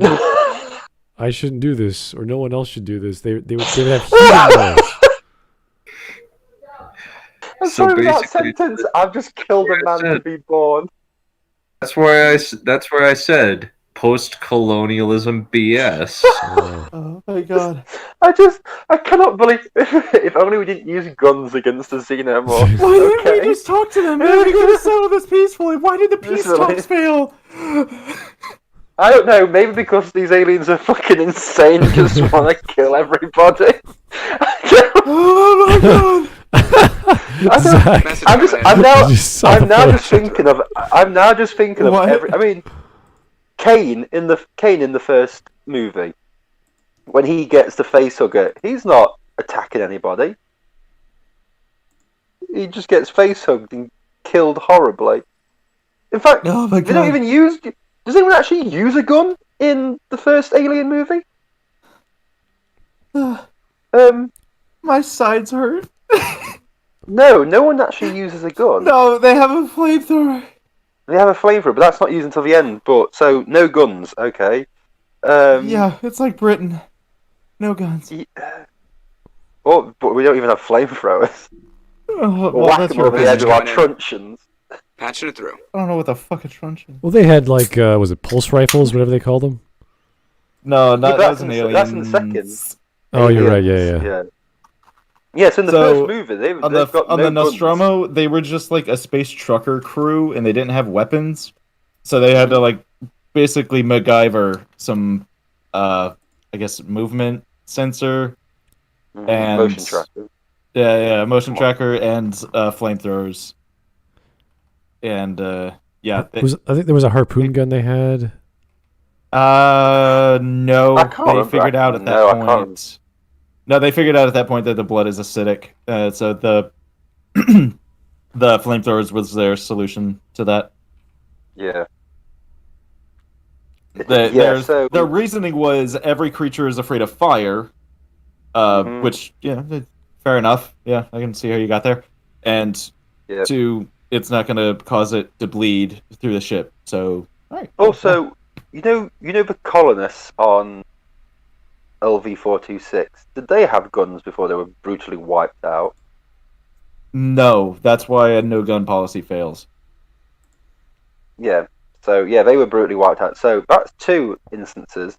The prisoners in Alien 3 don't have guns. They're brutally wiped out. Patching it through. Yeah, not many people have guns. To be honest with you, when up against aliens. All right, so let's try and keep going. 210-505, watch Batman vs. Alien. It's on YouTube. Oh, really? They put it all on YouTube. That's nice. Oh, right, cool. No, I'm okay. I'm good. Yeah. I always remember watching one. Was it Batman v Predator versus Alien or something? That was I like good movies. Short. If you have any good movies that I can watch, I'd appreciate that instead of something that makes me want to shoot myself. All right. Here's Jake the Surgeon again. Try and compromise with a being with no sense of individuality. Galaxy brain take. I'm sure it was a joke. I'm sure it's got to be a joke in this video. But by God, someone easier said that seriously. That's what's after so half funny the about shit that we've heard, the COD is a CIA propaganda machine. That guy had a history degree. He had a master's. Yeah. Also, he hates you because you're 40. Oh yeah, that was an interesting. That was an interesting. I really want to know what I've missed. Okay, so xenomorphs are a problem, and they're violent towards humans because the humans came at xenomorphs with guns instead of trying to use their words. I mean, maybe the xenomorph could have not ripped themselves out of someone's chest. Maybe the xenomorph could have not ripped that guy's face off when it first met him. No. Humans bad. Mm-hmm. But they they were looking for a cat. No. Humans bad. Yeah. Humans violent. Fuck pussy. Humans bad. Oh. But this is Generation Films. These should be Generation Tech. Really? That's your opinion. But they went from... Generation Tech. Yeah. I had no idea. I used to like Generation Tech. I haven't watched any of that. Oh wait, no. They have another channel called Generation Tech. This is a second channel. Yes. This is American Ben. No, Generation Tech. No. American Ben. Good boys. Mm-hmm. Then you have British Ben, which is really? Fun times. I wasn't like joking. Ego That's Dreamers literally what a mostly peaceful chest bursting. Yeah. Oh no! City birds in the background. Peaceful. No, because it's what is it? Mostly peaceful xenomorphs. No, what was it? Peacefully ending the Star Wars trilogy, original trilogy. Luke peacefully by taking it out and shooting it in the back of the head. Taking it behind the shed. All right, let's keep on going. Vladimir Dragonov. I remember this channel for the running joke that all non-guests should be exterminated. What? All right. What does that mean? I remember they had a joke, humanity first. They said that. They said that in this. Yeah, humanity first message. Yeah. Smud, I do have to ask. How did that Tabernacle debacle go? I don't know. It just stopped on Twitter. I'm like, okay, whatever. I sent him a few replies and I tried DMing him. Surprisingly, no answer. Surprisingly. Wait, is there more drama going on? So Smud is not allowed to criticize him because Smud is 40, and I know that. Yeah. Yeah, and anybody that talks about a video for longer than the length of the video is a virgin idiot with nothing better to do. They're incels. Yes. Our video is bad because we tell jokes and it's not actually a video, it's a podcast, but semantics. And surprisingly, he's not very receptive. I sent him a few replies. I got DMs. I said I would love to chat with you, Mr. Cavernacle. I assume that was a lie. No, I would love to. No. I mean that you'd love it, not that you would actually be interested. Oh no, no! Listen, I would hold that memory close to my heart for a long time, just to hear him squirm. I would love to have a debate with this guy, and to be just talk about Rick, your video essay on Call of Duty being a CIA propaganda. You didn't actually have any sources on your video essay, quote unquote. In essays you're supposed to cite sources, right? You're supposed to be able to convince me of your argument, not just use your feelings or your fancy schmancy degree. Because I don't have a fucking degree. But he feels like it's propaganda. Well, listen, I don't have a fucking degree. I'm retarded. I'm I could tell you that he's full of shit. Mm-hmm. So I still like the fact that someone accused me of being a bigger YouTuber picking on a smaller YouTuber. Okay, I have 42 subscribers. I'll pick on you all fucking day, my guy. I have 5 subscribers and 2 videos, one of which is 7 seconds long, from 4 years ago. I gotta, let's see, hold on. I'll list out my videos real quick, because I have 3 of them. I got a Battlefield 3 montage from fucking 7 years ago. I got a reading of Hamlet's soliloquy, and I got a 50-second video of Shiny and me calling each other gay. Mm-hmm. Good times. Top tier content. Claim to fame, fantastic. But Zach, you're 28, so you're allowed to criticize him if you're over the age of 40. Yeah, for some reason. Old man bad. Okay. Yeah. Oh, when I read that, let's just keep going. We're going to be bitching about this for a while. So, Joe Crazy should have just talked to the. There's nothing to talk about this video. There's nothing to talk about, except for you being an old crotchety bastard, Smud. Yeah. How dare I ask questions and try to understand a man? No, you're an old man. You're a boomer asking about the younger men's. Fucking boomer. Oh, I have lived long enough to hear someone use "You're 40, don't criticize my video." You're 40. Message coming in. Criticize me. Okay. Stop picking on me. You're 40. Imagine if he was if he knew my age, or then he was like, "Oh look, you're 20. That's an argument apparently." You're whatever age. You fucking fetus baby. You're X age. What, you're middle age? What, you're 60? You're 20? What are you, 5 years old? Yeah.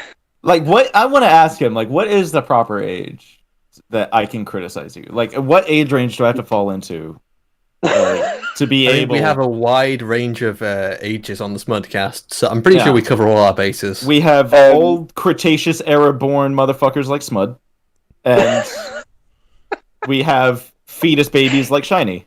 I mean, Dunn's, I think, younger than me. No, I thought Dunn was younger than me. It's hard to be younger than a fetus, you clone. Dunn, how old are you? He's like, what? Checked out. Dunn's dead.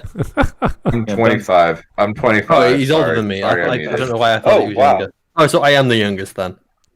Wow, yeah. I think that for a while you thought I was 30. For a while you thought I was 35, and then you found out, no, I'm 25. You were like, for a while, I thought you were 18 or something. I'm starting to realize that I'm getting slowly bumped up, getting older on this podcast. All right, gentlemen. I'm realizing more people are younger than me. Let's stop rambling on about our personal lives, and let's use our brains to listen to this wonderful satire. Vladimir Dragunov, explain to me why autocorrect changed human to guest. Oh, okay. So let me go back to your previous one. I remember this channel for the running joke that all non-humans should be exterminated. Oh, that makes way more sense. Okay. Xenos. There we go. Mm-hmm. So they have two channels, apparently. Okay, that makes more sense. All right. Yes. Oh, boy.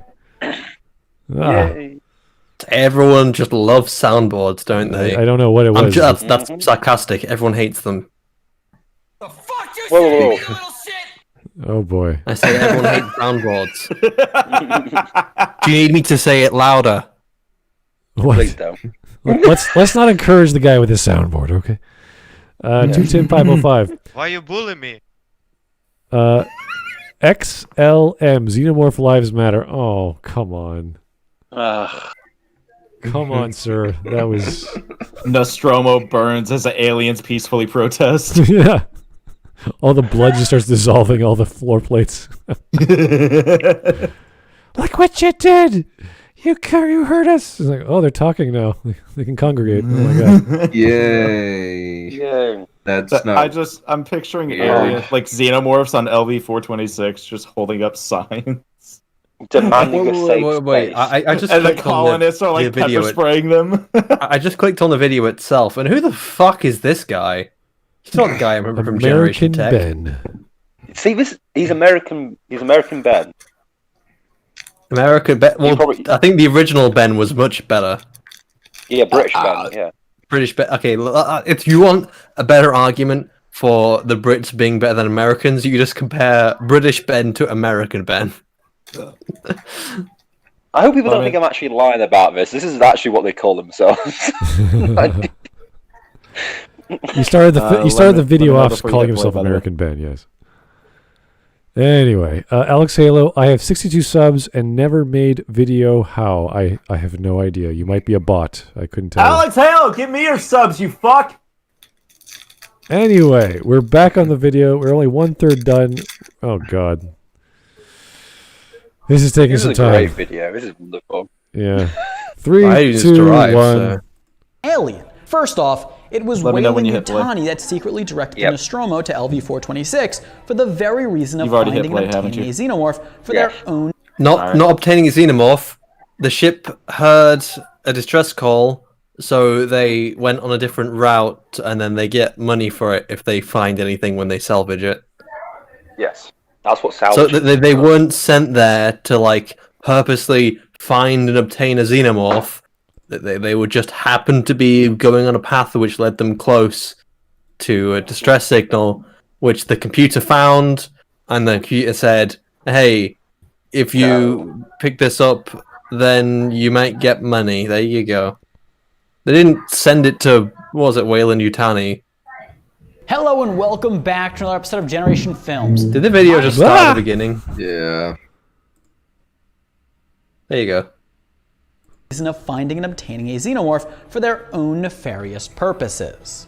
The xenomorphs did not invite the humans, it was the other way around. Then it wasn't like the xenomorphs... the humans! They didn't exist, they were fucking in eggs. Well, you could say there was a distress signal. There you go, that's an invite. Yes. Yeah, I didn't invite, what the fuck, oh my god, it's not like a housewarming party. Oh, Jesus Christ. We can keep going. You gotta let me know before you hit play. I'm not in the watch together. Well, that sounds like a you problem, not a me problem, Zach. Yeah, I don't care about you. If you're not in the watch together, that's just because you're a fucking idiot. I can't join the watch together. Why not? You can't actually. Yeah, because the video's not working. No video is working on watch together for me, and I don't know why. Try a different browser. Oh, for fuck's sake.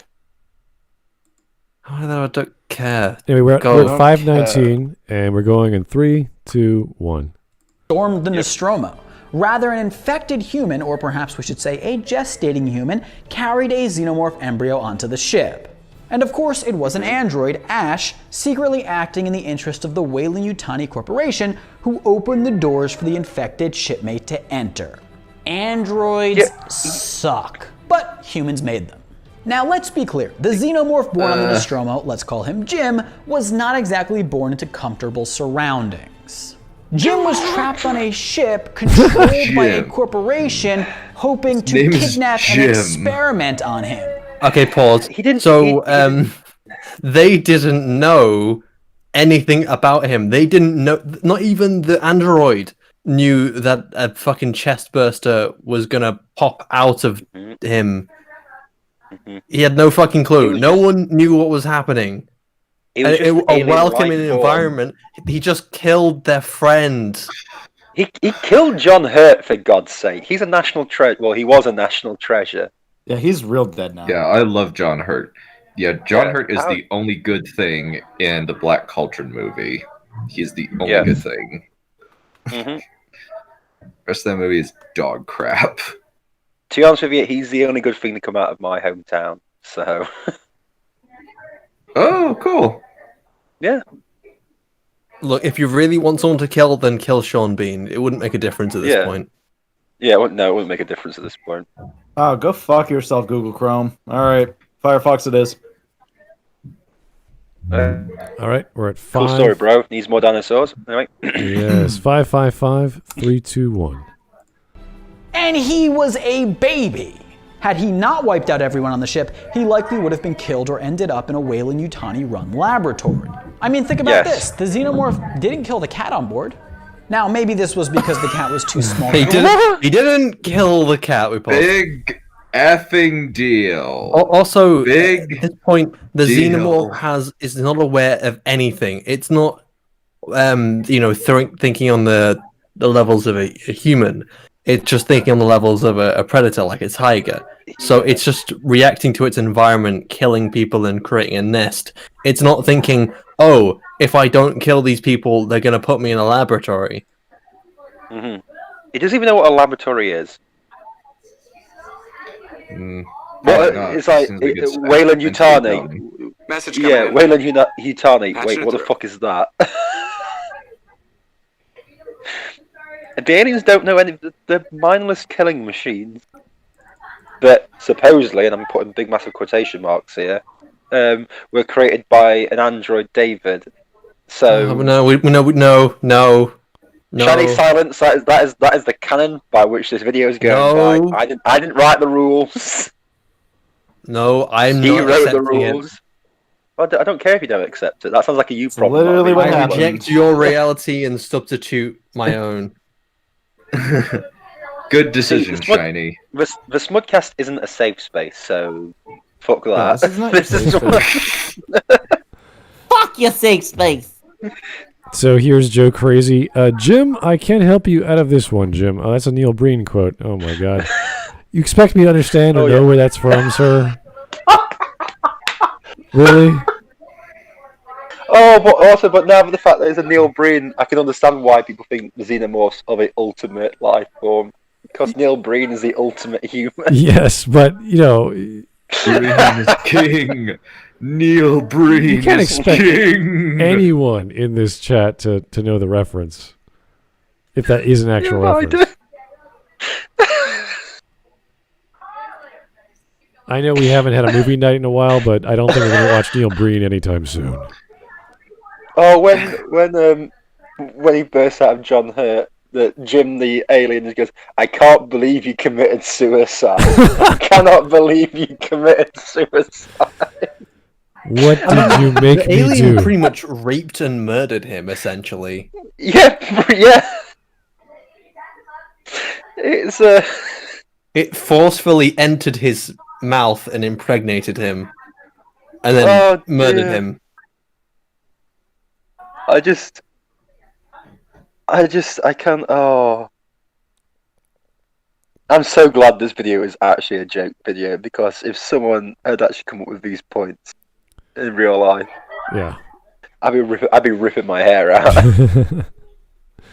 All right, Zach, are you stupid? Zach, are you still stuck with the browser? No, I am in the watch together. It's working? No. Oh, yay! No. Great. Well, I'm going to leave now, guys. At least one person struggling to... Bye, motherfucker. Oh, no. No, I'm still here, don't worry. Joel created the Xenomorphs. Thanks. That was all I needed in this stream with a Joel reference.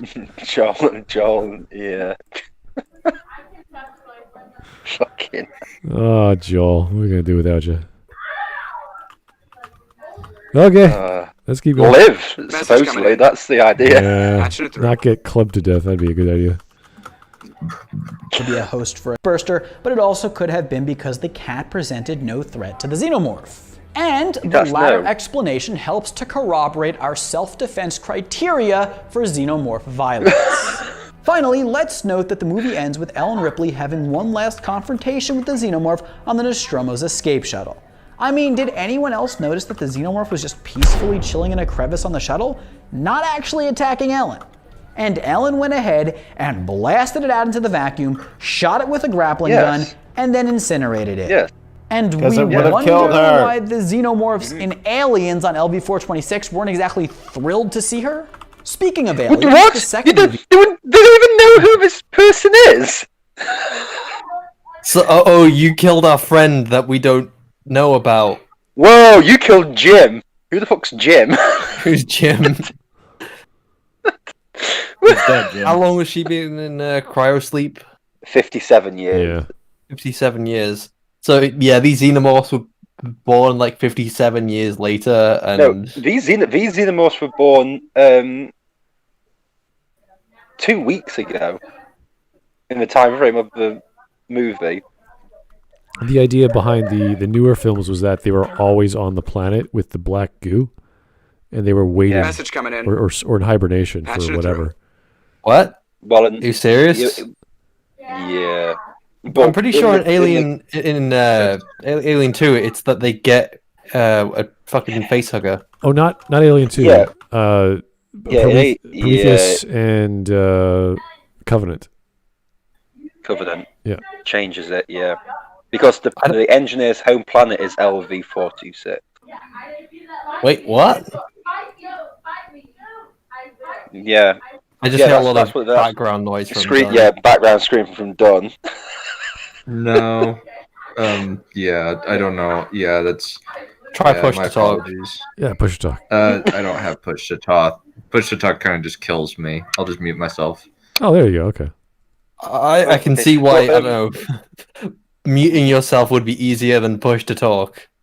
It's the same idea. No, but you can bind it to a button, which is what makes it so much easier to use push to talk. When he does use it, that's when the he cuts out a lot for some reason. So yeah, this is LV-426 is the only planet they ever traveled to in the Alien franchise, except for the prison planet. Oh yeah, the prison planet. That's right. That's it. So much for a galaxy. I forget so much. They go to one. Well, there's also the other Alien station film. The Space Resurrection. But that's not a planet, though, is it, Shining? It's a fucking space station. Yeah, I just said the only planet they go to. It's a fucking space station. It's not LV4 fuck face. The space go to Earth in that film. Called, the space station is actually called shut up. Shut. Guys are getting excited over a goofy fan theory. It's not real. Not even a fan theory. It's just me being a dick. Okay, we all know there's only two Aliens films. Alien and Aliens. Mm-hmm. They never made any more. Yeah, we're only halfway through, and we've only been here for 2 hours. We've been here for 2 hours. For your opinion, Dunn. This is because it's I don't need your shiny. I'm just stating the facts. Bear in mind, I think it's because this video has just been destroying our brains. Yeah. Also, just remember, Dunn saying, "No, we've been here for 2 hours." He was going to tell us a story about smuggling explosives into Morocco. No. No. In the series, let's not pretend. Oh boy, let's try and keep going. It was a brief mention that they smuggled explosives into Morocco. Moving on. Okay, we're good. Thank you, Mike Testa. Mike Testa. You're wrong. It's Wonder Woman who created them. Oh no. We're not talking about Wonder Woman. No. That's fine. No. Wonder Woman's now a certified rapist. That's good. Keep going. Oh dear. Yeah. Let's just. I'm a woman. Yeah. Jake the Surgeon. Covenant is nonsense fan fiction. Okay, interesting. Xenomorph origins are a mystery, and they primarily live on Xenomorph Prime under the Queen Mother. That's what we thought originally. That's right. That was the original idea. Well, that makes a lot more sense than like being an alien hive. Yeah. The worst part is, like, even though like we would expect like Drek of this quality to be fan fiction, like the Disney trilogy, it was made by the original dude who wrote Alien. I think the only issue with fuck this up, Ridley Scott. Look, he just went a little bit insane. But just a quick question: how do you create, like, if Xenomorphs were made with natural selection? What kind of planet would they have to be on to need that insane death machines? LV-420. 6. No. LV-420. I said what I said. They've got to have like some like serious like shit on the Predator homeworld. I think there's actually a comic which goes over this, and like it's not on Xenomorph Prime or whatever the hell it is. There's like insane shit there. Like other aliens.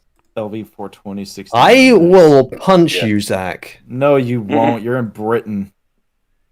Punching's illegal in Britain. That shit's illegal. Besides, you read. I'm not. Well, fuck to be you. I'm not in Britain. I'm in space.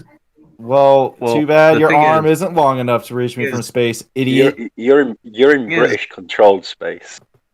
Also, like, whenever you tried to come over and beat up us Americans, we whooped your butts. Yeah, and we just have to burn down. We just have to burn down your White House. But okay, let's move swiftly on. We won anyway. I'm pretty sure they're going to burn it down themselves at this point. Yeah. So we gotta take freedom and democracy. You gotta take your small victories anywhere you go, can't you? All right, let's keep going. Mike Testa. We're just watching you burn down. It's all just hilarious to us. Who is playing the bonk? Is it for Wonder Rapist? Oh my god. That's always Zach, guys. Anytime there's a sound that we don't understand. Anytime you hear a sound or someone needs to go to horny jail, it's always. Yeah, it's Zach. Anyway, let's go. And that the Xenomorph started massacring humans on LV-426 either. No, the humans colonized the Xenomorph's adopted planet and started terraforming it. Whoa, stop, pause. The humans colonized the Xenomorph's adopted planet. Okay, they crashed there. It wasn't their homeworld. So what gives the Xenomorphs more right than the humans to be there? Not to mention these Xenomorphs aren't born yet. They're just eggs. And the eggs on a crashed ship. And also, terraforming the planet doesn't change anything because these motherfuckers can survive in space. Yeah, but I'm just saying, you can't say the Xenomorph's adopted planet, the humans came along like colonizers. Yeah, exactly like the Xenomorphs did then. Wrong. Pretty much. So, okay. Don't think. Perfectly suitable to Xenomorphs was being torn up and reappropriated for human use. They can survive in space. Any place is suitable to a Xenomorph. Yeah, but also the planet wasn't just suitable. They were on a crashed ship. They didn't go there on purpose. They didn't fucking go on holiday there. Wrong. They didn't intend to end up there.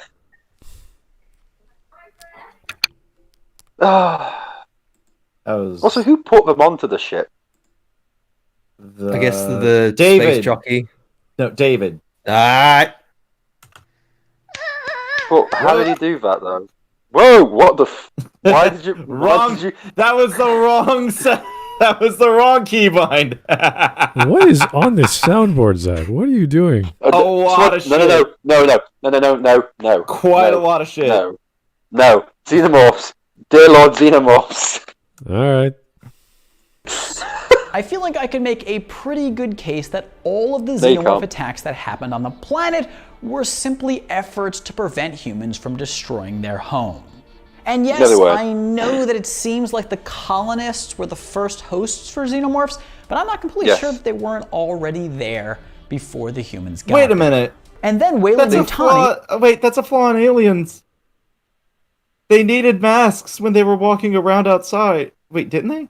No, they terraformed it, so they don't need. Or did they need masks? Well, did they just need masks when they were going into the ship or walking around? No, they needed. They needed their suits. In Alien, they needed the suits, but in Alien, am I getting that mixed up? They've terraformed the planet 57 years. Yeah. Well, I'll just shut up. They're in the process of terraforming it, which makes it a lot more habitable. Yes. I just saw in the chat, everyone's losing their shit after the Oni-chan noise. Might as well play the Pornhub intro after that. Hold on, I have Let's not. Let's just keep going.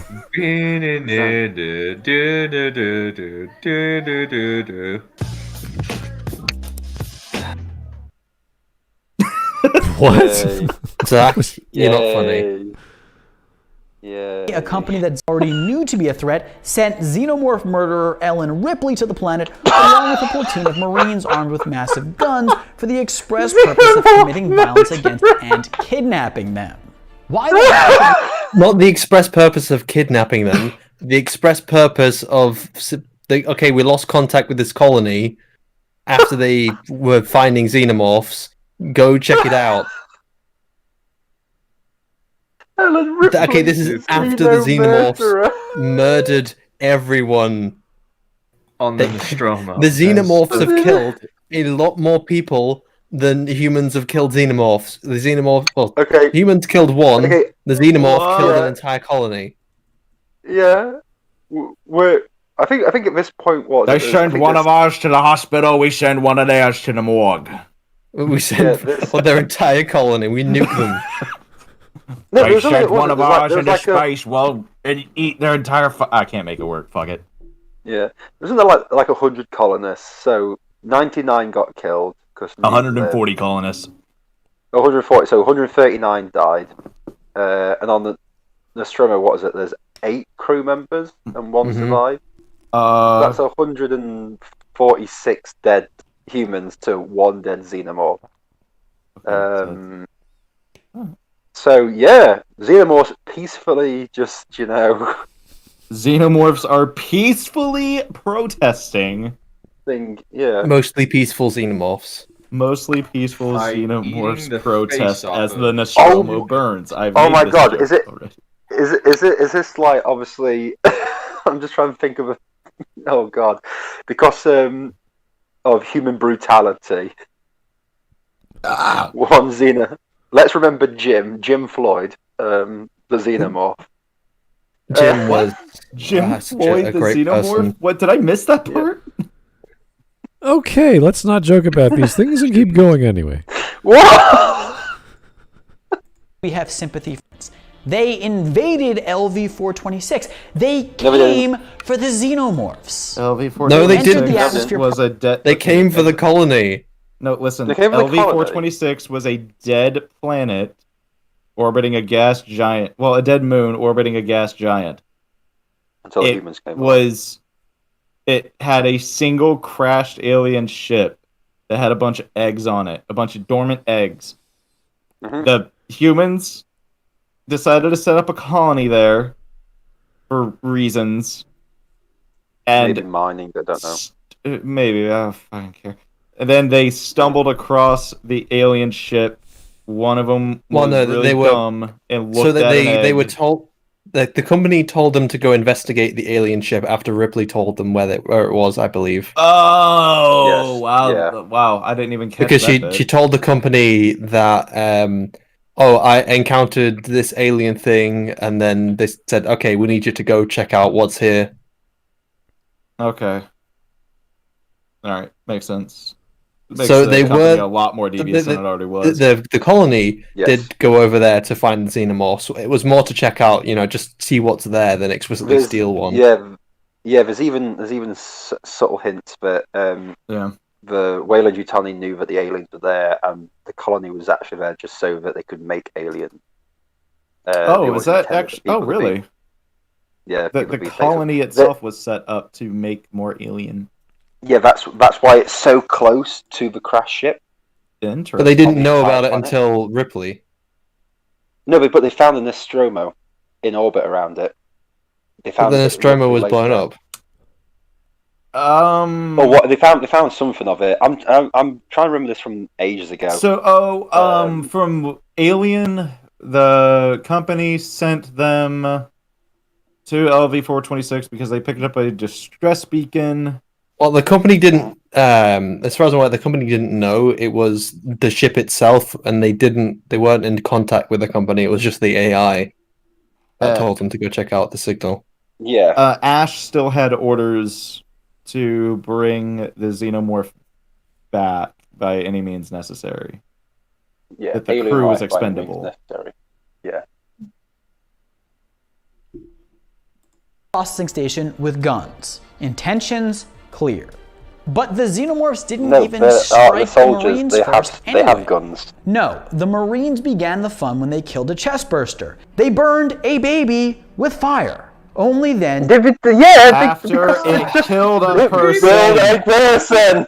Because it will eat them. Because it will eat them. Are you nuts? They've just seen a person have a creature burst out of their chest, and you're going to go... My first response isn't, maybe I should talk to it. Hey, little Jeff. Little buddy. Hey. You just murdered a guy. Who's your good murder? Isn't it cute? I think if we had a species baby's on first Earth murder that started, parasitically reproducing by using our bodies as hosts, we would annihilate it. That would be our calling in life.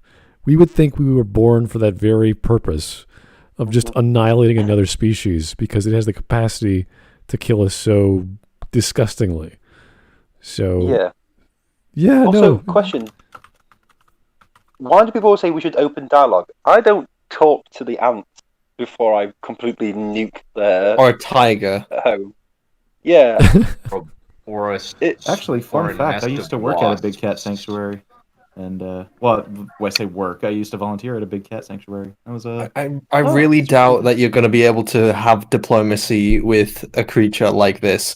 I mean, you can try, but even the non-canon film, which I will dare to reference, in Aliens Resurrection, the alien is only intelligent because they mixed with the human. Yeah. That one, yeah. That movie. Yeah, and there was some weird stuff with Alien 4. Like they were originally thinking that the human alien hybrid would have like the genitalia of a man and a girl, but because the director. Oh god, I keep forgetting of that horrific phallic thing. Yeah. His head should be a penis. There you go. What? Yeah. Did Ridley Scott make that movie? No. No, it was a crazy Frenchman, different guy. Yeah. What's his name? Crazy Frenchman. We've been over this.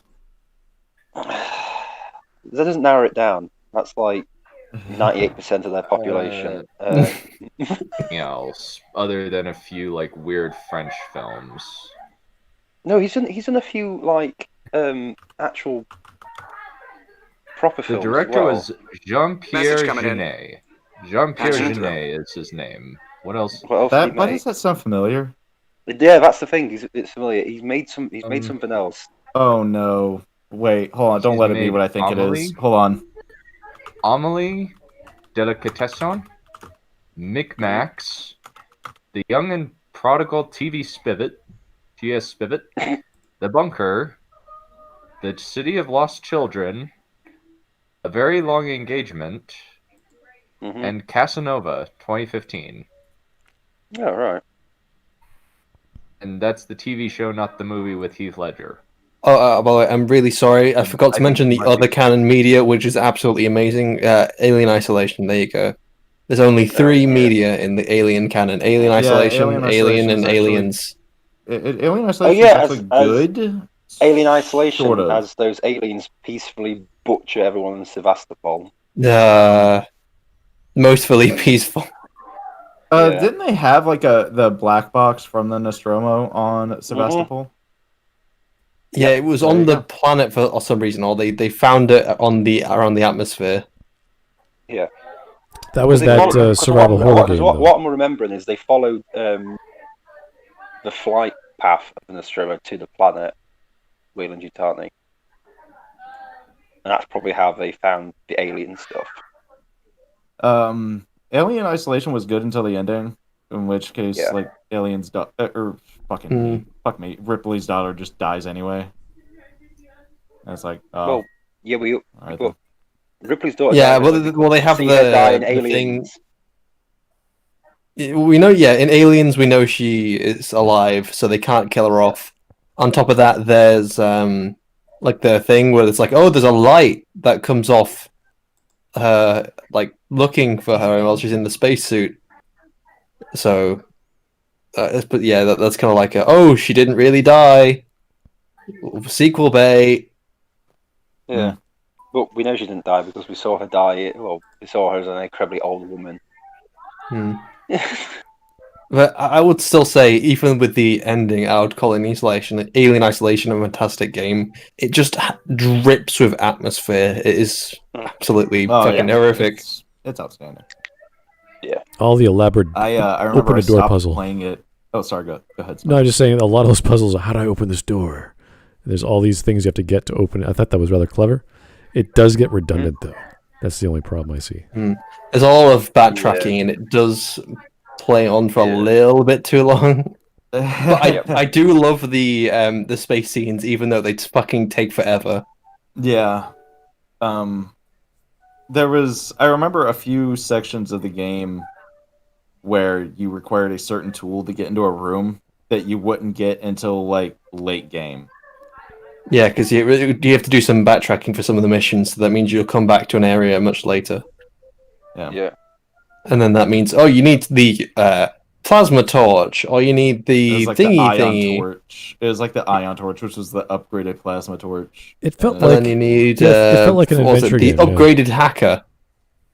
Yeah. Also, I remember the engine scene with the hive underneath the engine room.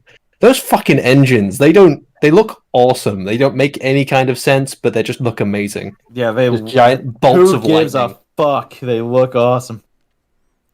All right. Kabow! Ka-chunk! Kabow! I hated when one of your friends died. Who's the chick? The ditzy girl? Sam? I think, Sam, I think. When she died, I was just like, man, fuck this game. Damn, Zach. She dies in such a horrific way as well. She gets thrown against the glass by the reactor. Yeah, I was just like, God fucking damn it. You can't let us have anything, can you?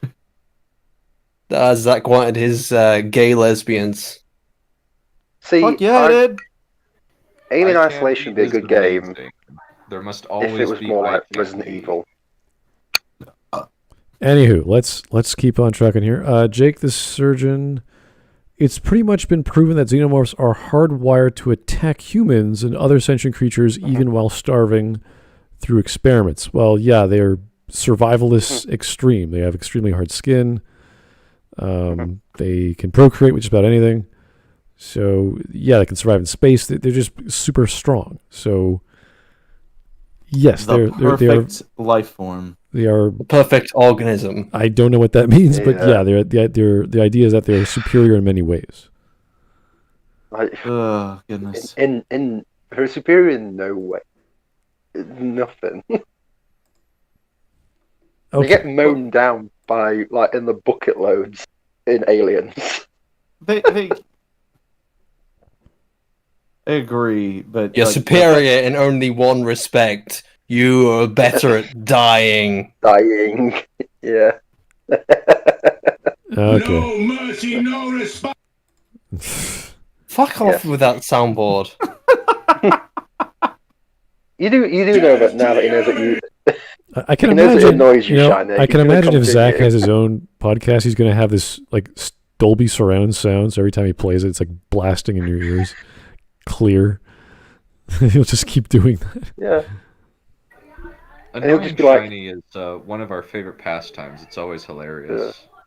Yeah. I know. If Zach did have a podcast, he'd go like, and now a sarcastic hawk, and just be me sat there for an hour in a stream with all his soundboards blasting into my ears.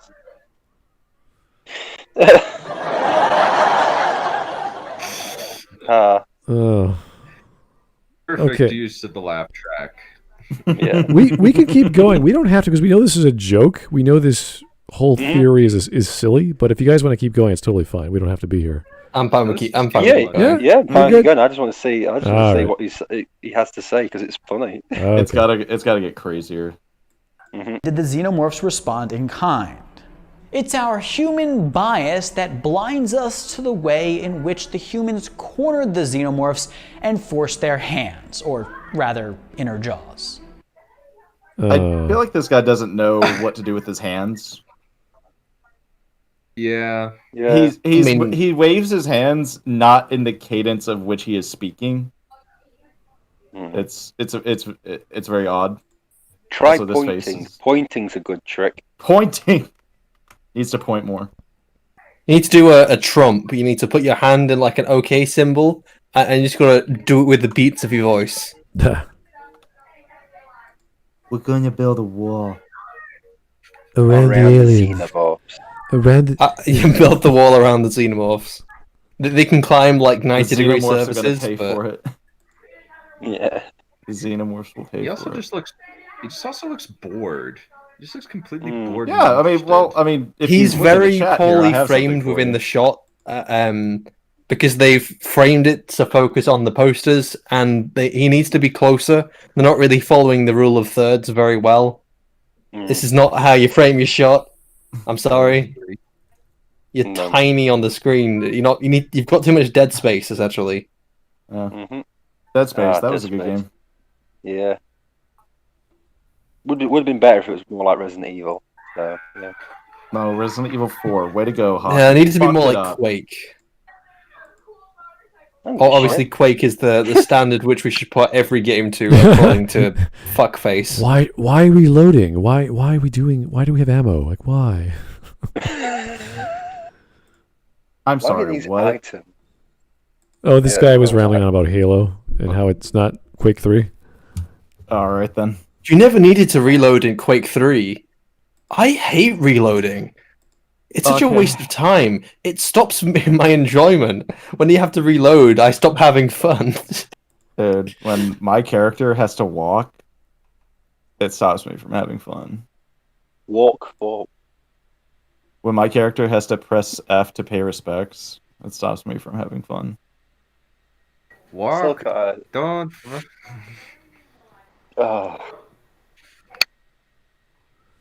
Let's keep going.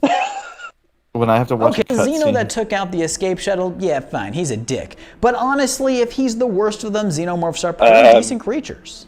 And can we please talk about Ellen Ripley's actions in Aliens? I mean, the woman was a... He really... just watch his face. He is actually dead inside. Like, as the video goes on, I feel more and more sorry for this guy. Because I think he's probably just doing this video because not because he's passionate about aliens. No, he's doing this because somebody told him to. Yeah. You can very much see what the other two. Think of that paycheck. Think of the paycheck. British Ben and the other fuckwit. You can see that they very much enjoy. They very much enjoy like what they're doing, and they can have a lot more presentation. Where this guy just really doesn't. He didn't even take a shower for this. Look how greasy his hair is. Oh, you're saying his hair is not as bouncy and has body as it should? He's one of those people with like very weird, like almost ginger hair. I'm saying it just looks like he didn't shower today. No, but it's like I think even my uncle has a similar problem with his hair. Even though he washes it a lot, it's always like really thin and greasy. Yeah, he's got very thin hair too, so it's like not a great look there. It looks straggly. It's Snape syndrome. Snape syndrome. I mean, if he just like shaved that and got like a nice fade to his hair or something, got like a high cut, and just like grew out that beard, I think he'd be fine.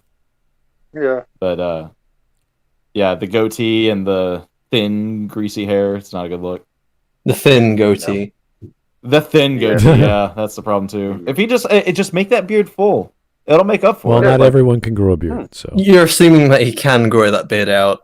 I can't. I'm projecting. I just want somebody to grow a beard because I can't. Damn it. Okay, fine. Either grow a beard or don't. There's only two ways. A beard multiple times. Smud, I need you to not shave for like the next month, just so I can like live vicariously through you. Oh yes, that'd be great. We had a guy in, I remember grade school. We had a joke about his brother.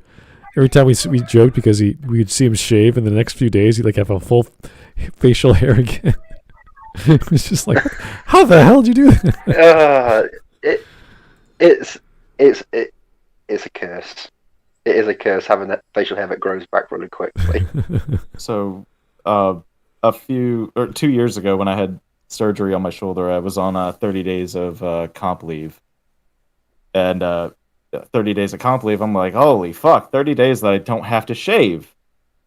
I want to see if, like, over the past 4 years that I've been in the Army, I gained the ability to grow facial hair, even though I'm in my mid-20s at this point. No. But, like, I did not shave for 30 days. I'll be completely honest. I wish I couldn't grow facial hair because it is annoying having to shave. I don't want it. It doesn't look good on my face. Piss off.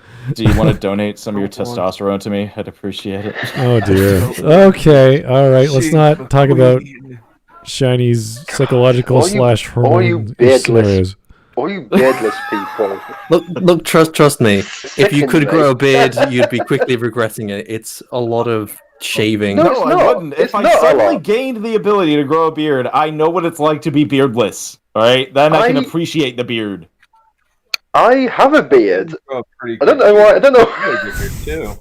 I can grow a beard. I got a pretty good beard too. All right, gentlemen. Yeah. We all believe you have facial hair. That's okay. I don't. Yeah. That's what I'm saying. That's what I'm complaining about. There's nothing wrong. Yeah, this is what I'm and my point is that be glad. Thing is, all right. I've got visual proof of my beard. We don't care about your visual proof, Dunn. Yeah. Smud just wants to fucking kill us all. You can all choke to fucking death on your facial hair. I don't care. Anyway, let's keep going. Let's watch Greasy Gonzalez. Yeah, please. Yes. Greasy Gonzalez, shut the fuck up, Hawk. Murderous psychopath. In the process of fleeing the soon-to-explode planet, she ran back in to save the little girl Newt. She found and rescued the girl, and on the way back out, the two ended up in the Xenomorph Queen's chamber. Let's call the Queen Barbara. Now, all seemed fine and dandy. No one was attacking Ellen or... Okay, no, bullshit. The Xenomorphs were all closing in around her. She had no choice but to fire that flamethrower in the air to show the alien queen what the fuck is up, and then point it at the egg and point it at the eggs to make sure that she could get out of there with Newt like a good mom. Fuck you. Even if this is a joke, fuck you. Ripley's a good mother.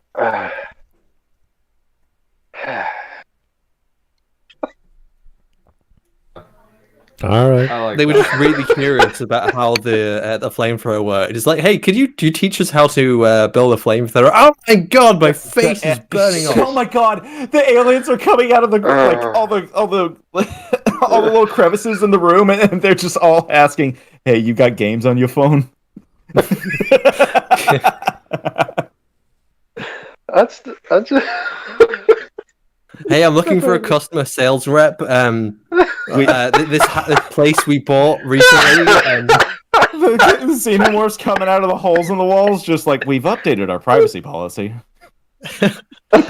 One of them pops out. We've been trying to contact you about your vehicle. Yeah, calling up her insurance agents. Like, excuse me, we acquired this home recently, and the plumbing is absolute shite. Are you the plumber?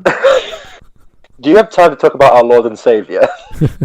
Do you have very different telemarketers in Britain? Do you cover infestations of alien origin? You do? Wow, that's great, because I have this huge problem. I might need your help. Yeah. It's Alien Swift here with acid tape. I'm just imagining Alien Jehovah's Witness. Our Lord and Savior chestburster. That would be awesome. Yeah. That would be awesome. Hello, have you heard the good news? Sir, have you heard the good news of our Lord and Savior Xenomorph? Sir. Yes, so the superior religion. Okay. Don't worry, I don't want to eat you. We just want to tell you about our Lord and Savior. We just want to talk. Yeah, with a face hugger. And he just pulls out a gun or a flamethrower. So, I guess you've chosen death. We're going to peacefully push our leaflets through your left. Sir, we just want to spread the good news of our Lord and Savior. We just want to spread the good news of our Lord and Savior, the Alien Queen. Have you been face hugged recently? If you or a loved one has been face hugged recently, you may be entitled to compensation. Message coming in. Or it's like those leaflets for like donating blood. Donate your internal organs. Your internal organs.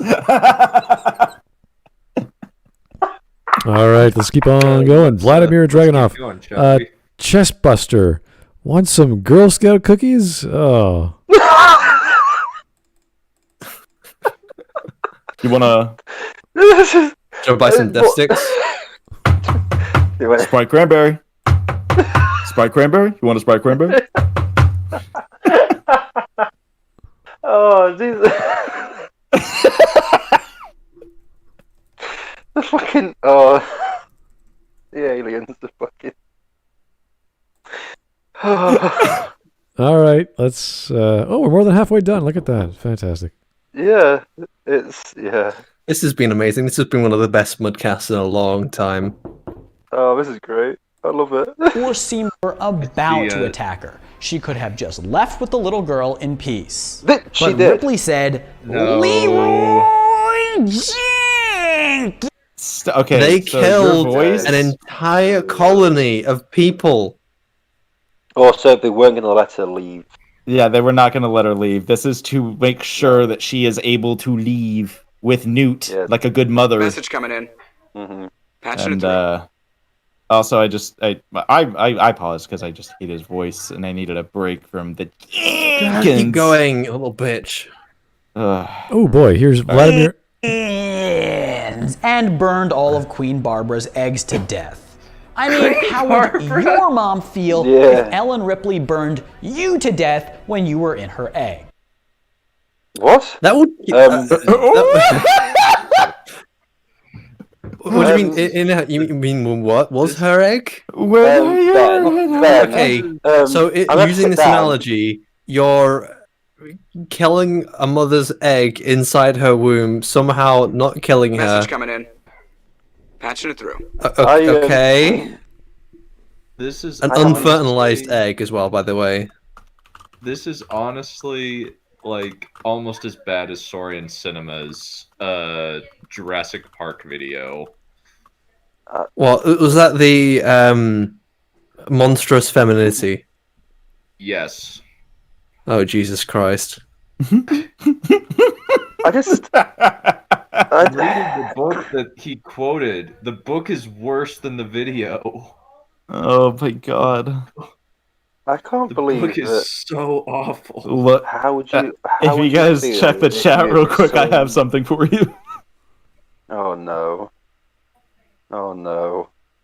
Oh no. oh no. Let's just keep going. Oh no. Vladimir Dragunov. I'm trying to read a super chat. Okay. Xenomorph that came out of the vent. May I talk to you about Scientology? Do you know anyone with mesothelioma? What? Oh, that's the next one. Oh, these. I love the idea of aliens as like telemarketers or like, like really posh, like soft. If your loved one has contracted mesothelioma within the past 15 to 20 years, you may be entitled to compensation. I'm just imagining like the Xenomorph trying to say this. Like, it's just that voice coming from the Xenomorph would be amazing. With 0 down payments and 0 interest. What? It's free. I can just imagine them coming home. Hello, sir. Jehovah's Witness here to let Jesus into your life. Sir, I see you in there, sir. Sir, let Jesus in your life. Sorry, already done. I don't want to talk to Jehovah's Witnesses. You all are crazy. So, darling, did you get any sales today? No, none again today, love. I made some meatloaf. Yay, meatloaf. What's the meatloaf made of? I made human loaf. I made human loaf. Yay. No, like they get My really day excited. couldn't get any better. I never imagined to see someone simping to the alien queen. What a day. Look, you're a simp. I'm gonna have to report you back to Cusco. That is. Someone want to be a little bitch. Look, I'm gonna be honest with you. You're a simp. Oh dear, this video is amazing. Let's keep going, guys. We got, what was it, 2 hours and a half? That's not bad. It's not that. It's just so. Smud, how's the Smudcast going? It's fine. Seems pretty average. Two people in chat killed themselves, but you know. How's the Smudcast going? Well. I'm loading a shotgun. Oh my god. Saurian Cinema is way worse than this. But at least we know this is definitely a joke. Yeah, we can just have a laugh along with it. It's not, you know. Yeah. I mean, we've been doing all right. We've been having fun. Except so at this point, Mama gonna be angry and go on the offensive. I actually find it kind of selfless let me drop my uterus that Barbara stowed herself away on the escape shuttle, clearly ready and willing to sacrifice her life for her children. And she... Her children are all dead. Children. Look. Her children are all dead. If you slow motion through that scene, you can see the exact point. Moments. Like, everyone dies. You can see the exact point that she became not a mother anymore. I'll tell you something. This remaster of Mass Effect looks amazing. Yeah, it's good. I thought it was Metroid. Metroid. After you pass the game and she takes off her spacesuit and you play the game without the spacesuit. No. It's no. This bit of the explosion is like they copied it in Mass Effect. Oh really? Yeah, on Vim. Oh, I thought you were trying to say that ship kind of looks like the Normandy in this shot, like the silhouette, sort of. No. That's a completely different silhouette. So you're a silhouette. Yeah. What if I said that about you? How would you feel? Then I would say you were wrong. I think it'd be perfectly fine not being called a silhouette of a ship. Hawk, Diet Shiny, you're not involved in this conversation. Shut up. Whoa! Come on. I don't. So, what are you trying to say about clones, Zach? I'm trying to say that all clones look the same. Ooh, that's pretty racist. Well, isn't it in the definition of the name? It's racist. I think clones are fine. I think everyone should own one, but I just don't want them. I just don't want them on my property. I don't want them in my backyard.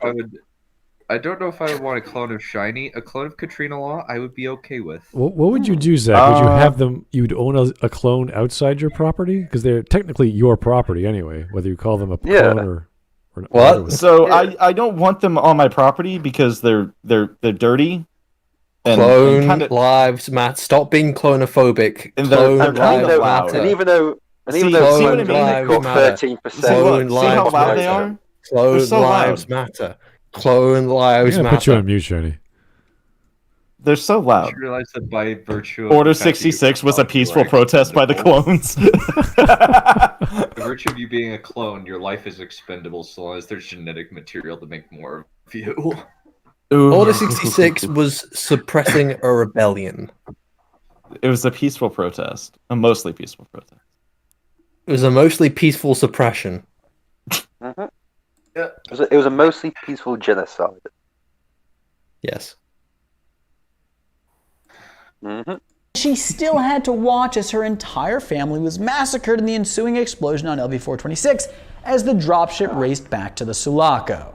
Yes, she murdered Bishop, but as we've established, the androids had it coming. And yeah, she went after the little girl too, but I mean, a kid for a kid. I don't love it, but I feel like that's fair. At this point, there are still more human deaths than alien deaths. What are you? By very, a thing of evangelical Christian. You need an alien to have a human. So because more humans have died than anyway. Wait, what? We know that more humans have died. So all the aliens are dead. So all the xenomorphs are dead. Mm-hmm. So that's 140 dead. Well, 139 dead xenomorphs because. Alien, and keep in mind, it's not. That's not keeping in mind that how much of the colonists were killed by the xenomorph instead of being turned into facehuggers. That's a good point too, and not to mention the space marines and the people on the Nostromo. Yep. So that's more humans dead than aliens. Yep. Yes. So there goes your fucking argument, you retard. Mm-hmm. All right, here's Fram Ataraki. You mean you don't want a simp for Queenie? I'd want to see what the tongue and mouth do. What?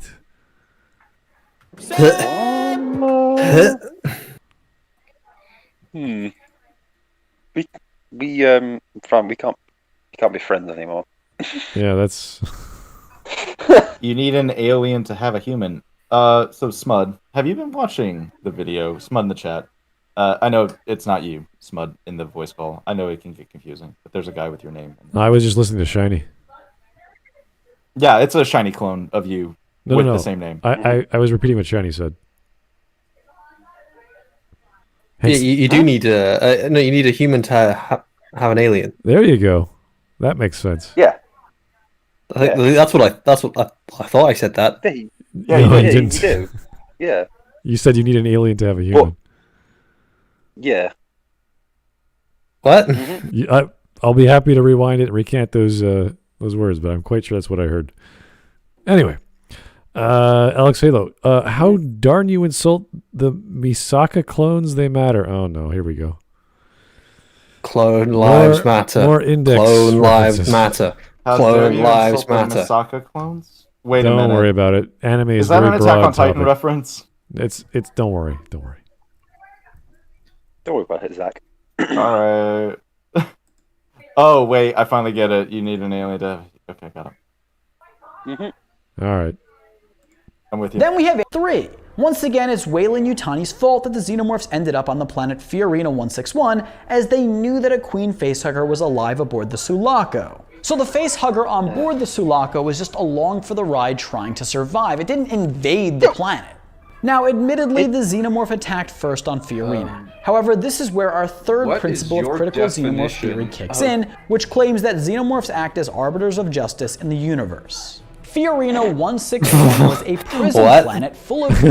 Oh, yes. They bring balance and justice to the universe. By eliminating peace, everything. Freedom, it's something else to my new empire.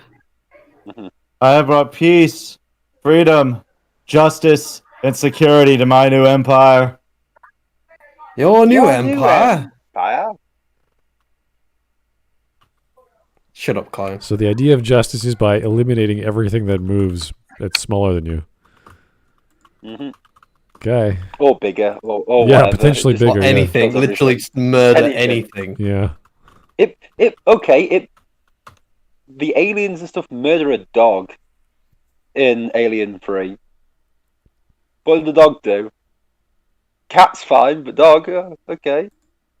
I guess it's a bit of a... it's not a dog person. Yeah. Obviously. Also, check the chat. I have something for you. No, I don't know. Criminals of various heinous acts. Perhaps the reason the xenomorph on this planet, let's call him Ricky, was killing everyone was to make his victims would you pay call for it their Ricky? sins. As Dr. Clemens states, I think I was let off lightly. Ooh, Charles Dunn. Alright, Did you save your time here? I love Charles Dance. the justice system. Charles Dance is Every movie needs him. Flat Earth. I fucking missed. I missed. I went to click the pause button and I missed. This is Okay, so this is such a random line to pull up. It's like, yeah, he got that off lightly. So? I had no idea Charles Dance was in that movie until just now, by the way. Oh yeah, he gets horribly, brutally murdered as well. Also, it's very odd seeing a young Charles Dance. A young Charles Dance is also the love interest. Look at that man. Look at that sexy man. Look at him. Look at him. I'm gonna go bang Charles Dance. I'll see you guys later. No, I thought you were going to say he used to grow a beard or something. I thought you were going to anally rape Ridley Scott for his blasphemy against Alien. Mm-hmm. I don't know what to say anymore. Still leave time to, bang Charles Dance. Come on. I don't know what to say anymore. But yeah, okay. So we've gone to that prison planet where people are serving time, so they've been punished.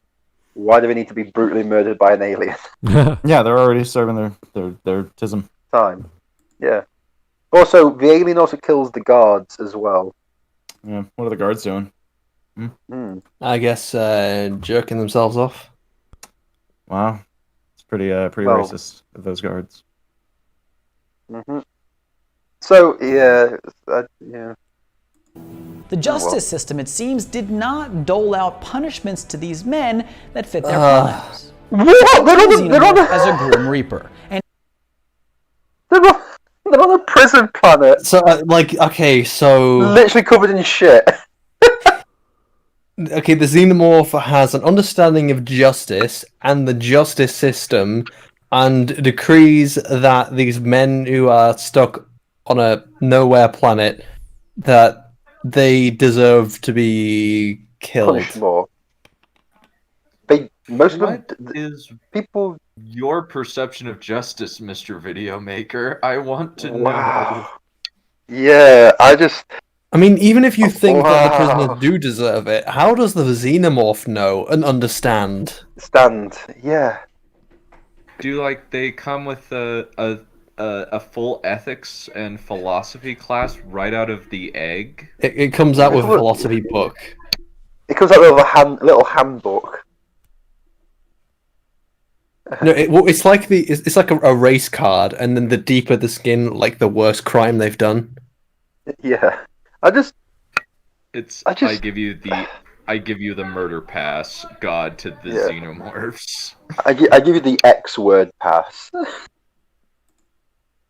Only a Xeno can call another Xeno. Xeno, yeah. An angel of death on behalf of divine forces to balance good and evil in the universe. Yeah, but Charles Dance's leader Dylan, somewhat of a spiritual monk, even openly acknowledges that the Xenomorph is there to judge them. The wrath but he's gone nuts. for us to be judged. Also, that's the him apocalypse is upon us. Commissioner. But our self-defense criteria of CXT applies here as well, as given the Xenomorph's genetic memory, it'd be completely ridiculous. Wait, they have a genetic memory? Oh, no, they don't. This is a theory. This is his headcanon theory. So, no, we don't. But if you want to make say, it has instinct to do this, that, and the other, it knows how to kill. See, a rabbit knows how to dig without being told, or how to hop. It knows its instinct on what to eat and what not to eat. it doesn't need to be taught these things. It just know, and so does almost every other animal on the world. Mm-hmm. Oh no, Cool Man 229, the new xenomorph form, the Philoxomorph. Oh god. Oh Jesus. Okay, so dogs are like really big philosophers and really into judgment. So that's why this if it's about memories, but if it's about memories, it's from a dog. What does a dog know about the justice system? It goes woof. Oh my god, I completely forgot. If this memory thing's right, all this Xenomorph should know how to do is fetch sticks. That would be amazing. I think I want to say that that's his argument, but I don't think it is. I think his argument is that it retains the memory from other Xenomorphs, but now I want to imagine that it retains the memory from the dog. Yeah. Because the face hugger that he got shown was on Ripley's face, which is the alien inside Ripley, so it's not the alien that's killing people. I now want to imagine someone gets a stick and just that's how they solve the Xenomorph problem. They say, hey, you want the stick? You want the stick? Throws it into an airlock. Yeah. Oh, because Matthias and on Smud's Discord in a Smudcast discussion posted a screenshot of my profile from Shiney's Discord server, and it just says Southpaw clone. He is a clone. Get him. I did that ages ago. Because you said I sounded like Southpaw. To an extent, wrong. You do. Especially when you laugh, you sound exactly like Southpaw. Like Southpaw is just infinitely more intelligent than you. Oh, I'm not denying that. He knows that Spider-Man 2 was overrated. I agree. Oh, see? Yeah, it's not difficult to realize. No, I agree with it. By now, to continue to expect xenomorphs to act amicably towards any human. Perhaps had humans been peaceful to them from the beginning, then none of the bloodshed would ever have taken place. Been peaceful. If you're really accepting these films into canon, the Xenomorphs still attack unprovoked. Mm-hmm. Yes. At every point, the Xenomorphs attack unprovoked. Hey, look! I'm just looking for a cat. I'll just rip your face off. Hello. In Covenant, looking for an alien. In Covenant, all they do is have a shower, and look, you're having sex shower. Yeah, time to rip your face off. Well, you see, aliens don't like sex before marriage. Before marriage. So. I hope you're wearing a condom. If you guys check the chat, I found that in the memes channel. No. Smud, can we return to the video? Smud, you wouldn't have to take Fangirl home. What the? What? What? Got no Smud. Smud says, "Can we return to the video?" Shiny says, "You wouldn't like to have facial hair." Hawk says, "Sure, blame me." Zach says, "I got more sounds on my soundboard." Then you get thrown out. But it should be me throwing you out. And I need to be white. I'm always white. Wow. That's racism. But I'm Smud, green. were you saying something? Yeah, can we return to the video? It's because I'm green, isn't it? It's because I'm green, isn't it? Best line in Jim Carrey's Grinch. Though that movie actually has some really awesome lines. Mm-hmm. Hate. Loathe entirely. Double hate. Loathe entirely. Anyway, Xenomorphs. There's Alien Resurrection, and I mean, the humans were almost entirely at fault in this one. The scientists in the film provided human specimens to facehuggers and directly bred the xenomorphs themselves. So we had a situation in which xenomorphs, with their inherited memories of humans committing violence against their ancestors, were born into imprisonment, trapped on the USM Auriga under the control of malicious humans. The scientists were experimenting on. And you know what? The xenomorphs killed another xenomorph to escape. Yes. They're very much happy to kill their own because they're now much more intelligent. Because of human DNA. Ooh, a fucking stupid film. Yeah, this pause screen sums up the movie, to be honest. On the xenomorphs, even mocking them and physically torturing them. He's not out of desperation to survive one of the traps. What? It wasn't taunting it. It was copying his actions. Yeah. And then it tried to attack him, so therefore he decided to gas it. Yeah, because Brad Dourif is playing a frickin' weirdo like he always plays.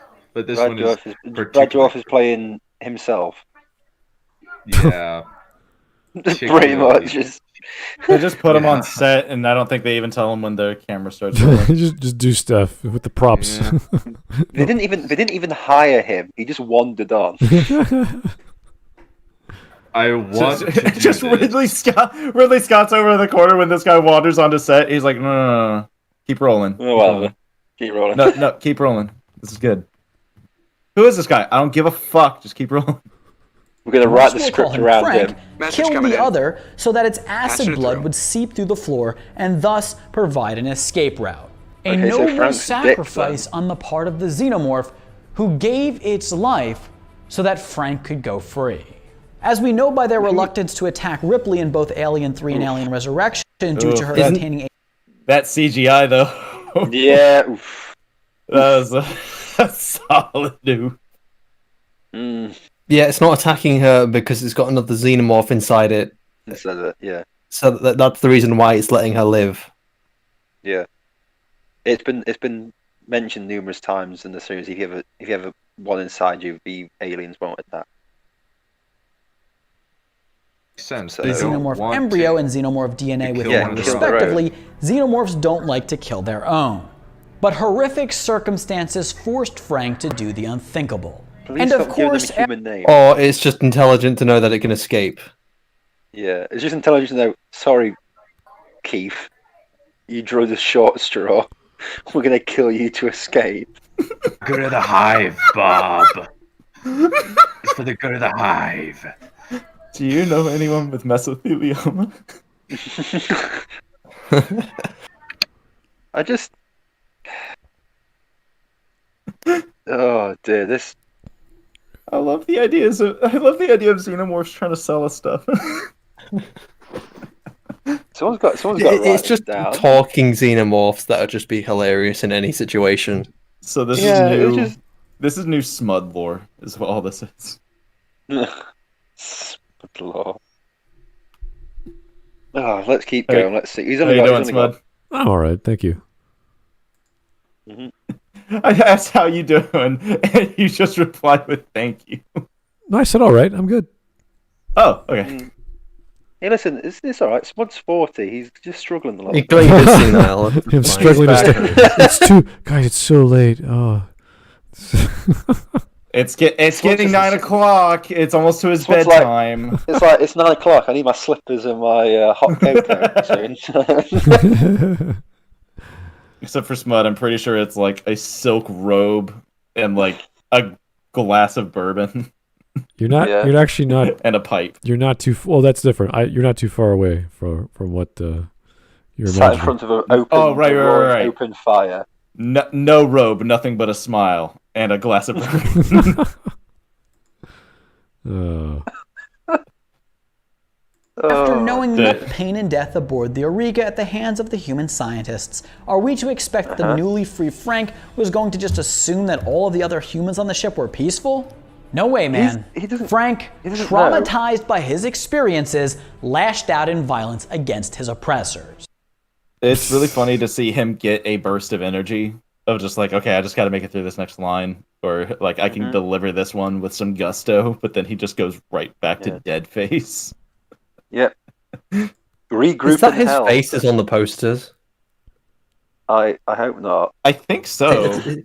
I think that's English Ben. That's Into the Throne, and then I think that's the other guy. Grab the blasters. The oceans are rising. Yeah, I think you're right about that. I don't get that reference. He just goes right back to Deadface. And he can't keep that energy up. What is that reference? Grab your blasters. The oceans are rising. I don't fucking know. I don't know. Shiny, you do the Star. Shiny, you're the Brit. Yeah, but it does Star Wars things. It could be a fan film. I honestly don't know what it's referencing. No, they do a bunch of costumes on their videos. So okay. I'm imagining it's a fan film. You guys have seen Spaceballs, right? Oh yeah. Yeah. Not yet. Yep. But I want. Whoa.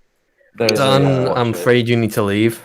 Dunn, you and me will have to watch it at some point. It's really good. You and me, we're done. I have watched Kirk Cameron Saving Christmas, and none of you were brave enough to watch that. I've seen it. It's fine. You've seen Kirk Cameron Saving Christmas, the whole movie, beginning to end. No, I started it, but I decided I had better things to live for. No. I watched like 5 minutes of it, but I've seen it. Yeah, I saw enough. Dunn, you and me will have to watch. We'll have to watch Spaceballs. It's really good. Spaceballs are good. Spaceballs. There's a scene in like a bar at the end of the universe or something. Oh, and a Xenomorph pops out of a dude's chest, and then it just puts on a top hat and a cane. Hello, my baby. Hello, mommy. Hello, my honey. Hello, my ragtime girl. Baby, you just goes through the whole routine, and then just escapes out of a window.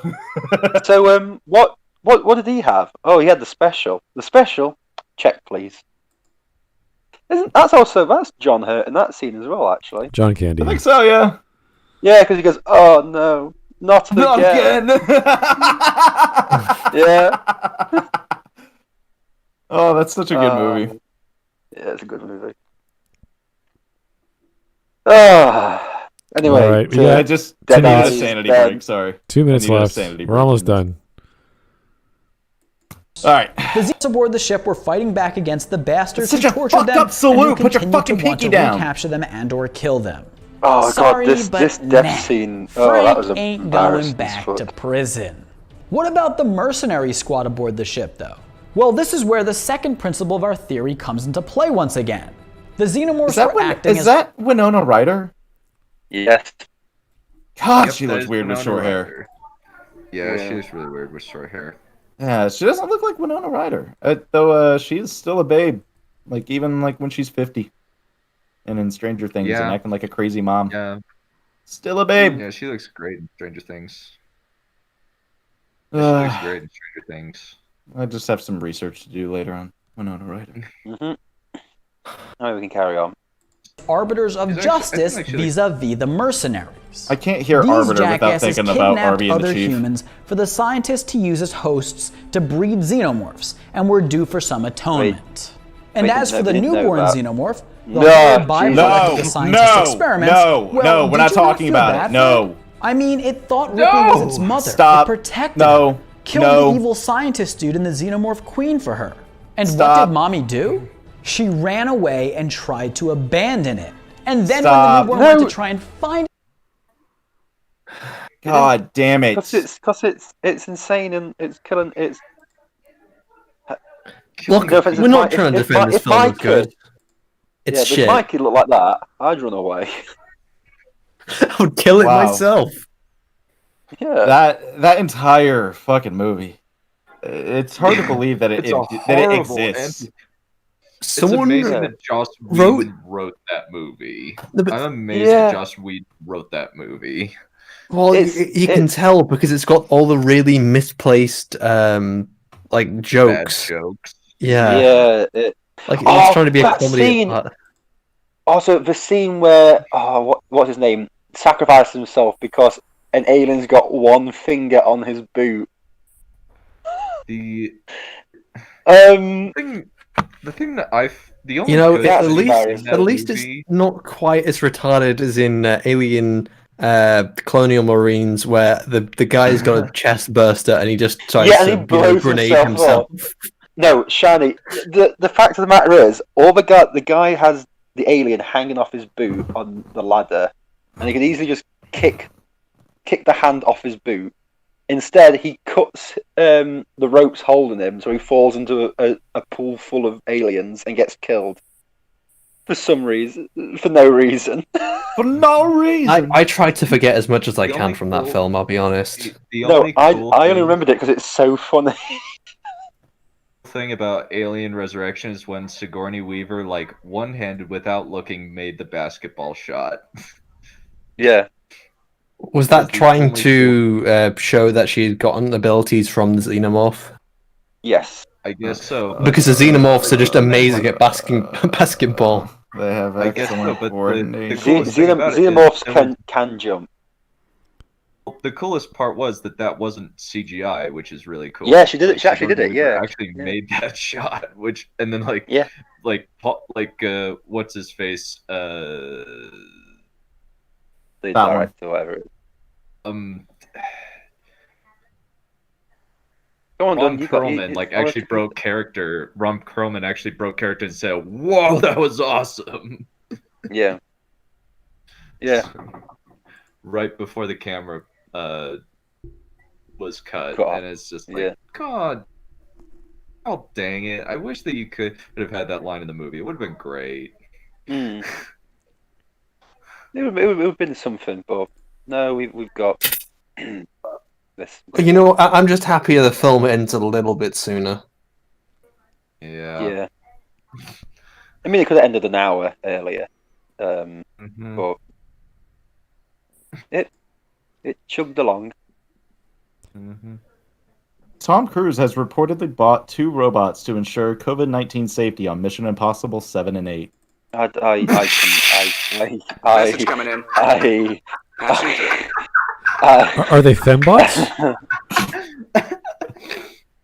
Tom Cruise. Both look suspiciously like Kate Holmes. Tom Cruise, you are insane. Also, how are the robots gonna help with COVID? I just want to know what they're gonna do. I'll find out. Well, I found out how. Here you go. Here you go. If you just check the chat real quick. What the?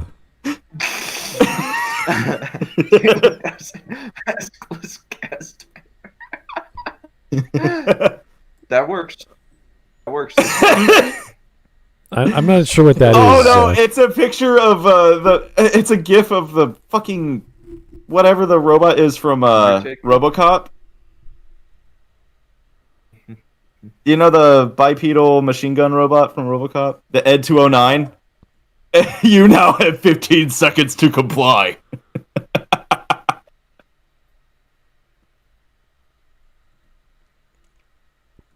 Okay. Oh my god.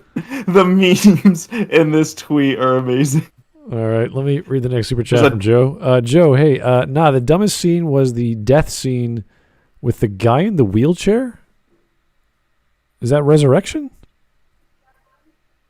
The guy in the wheelchair. I thought the guy in the wheelchair survived. He has a gay kiss with Ron Perlman at the end. Smud, chat wants you to show the meme. I know. I'm not even sure what it is. Resurrection. No, the wheelchair guy survived. Yay! There is Riders an android for whatever reason.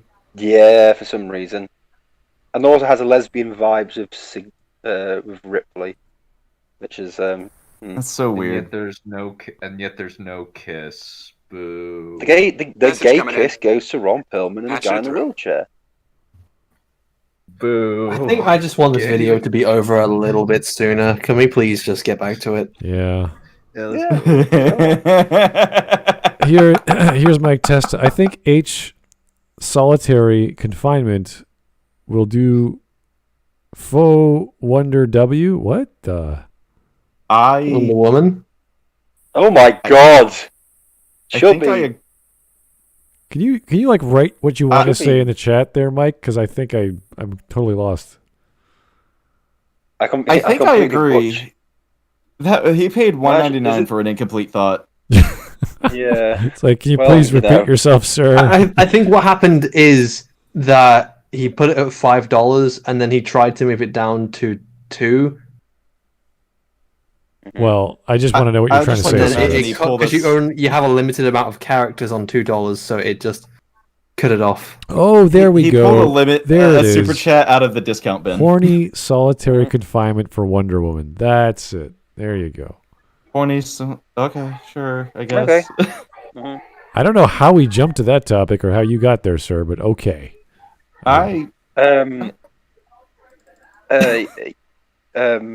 Pass. Next question.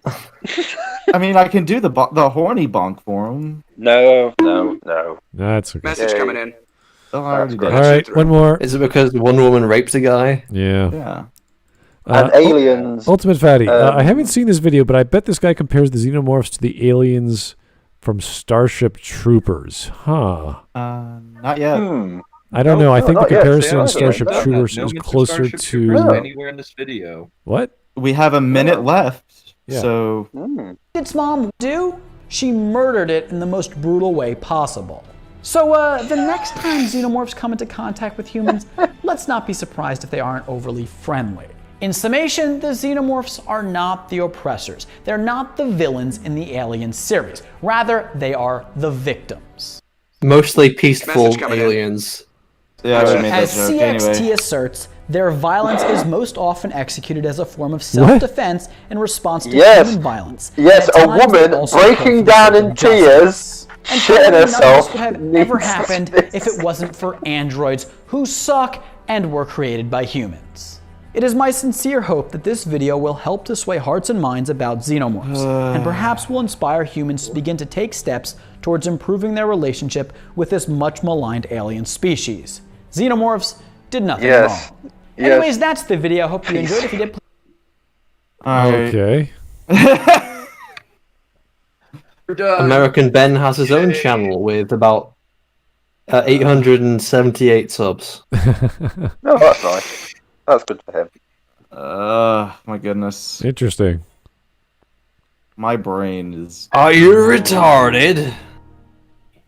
The answer to that is yes. So the Starship Troopers aliens reminded me more closer to the Ender's Game aliens. It's very similar scenarios, very similar arachnid kind of design. Different end games for them, but yeah, we know what happened there. And then the other books came out, and those were absolutely ridiculously stupid. If the first one wasn't bad enough, so yeah. Anyway. Different series. I'm surprised that Matthias was able to put "fuck" in a comment. Yeah, I don't know how he did that. Yeah, it's impressive. It is impressive. Can I just say, most impressive. I'm just going through the memes now. These memes are great. Yeah, there's some gold in them there hills. Are they on the Smud Boy meme channel? Where are they? It's on Smudboy meme channel. There's some gold in them there hills, Smud. Yeah, I'll check it out later. Yeah. Okay, Vladimir. I just saw Zach fixing his PC for Watch Together. Yeah. Well, that was like a quarter of the video, Zach. Message coming in. Anyway, Vladimir Dragunov. Pineapple on pizza is culinary heresy, punishable by death by shark rape. What? Fucking what? There's nothing wrong with Vladimir, you paid $5 to type out shark rape. I want to know. Oh my god, that Dunn meme. Oh my god. Let me see the dumb meme. Post it in the chat. I'm going to net. I can't use push to talk. Is that Brian Blessed? No, it's this. No, it's this one.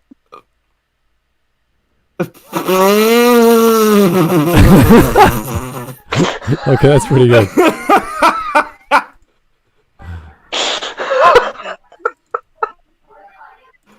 Chat Chat, I don't know what got into you today, chat, but please keep it up. Oh, these are amazing. These are one.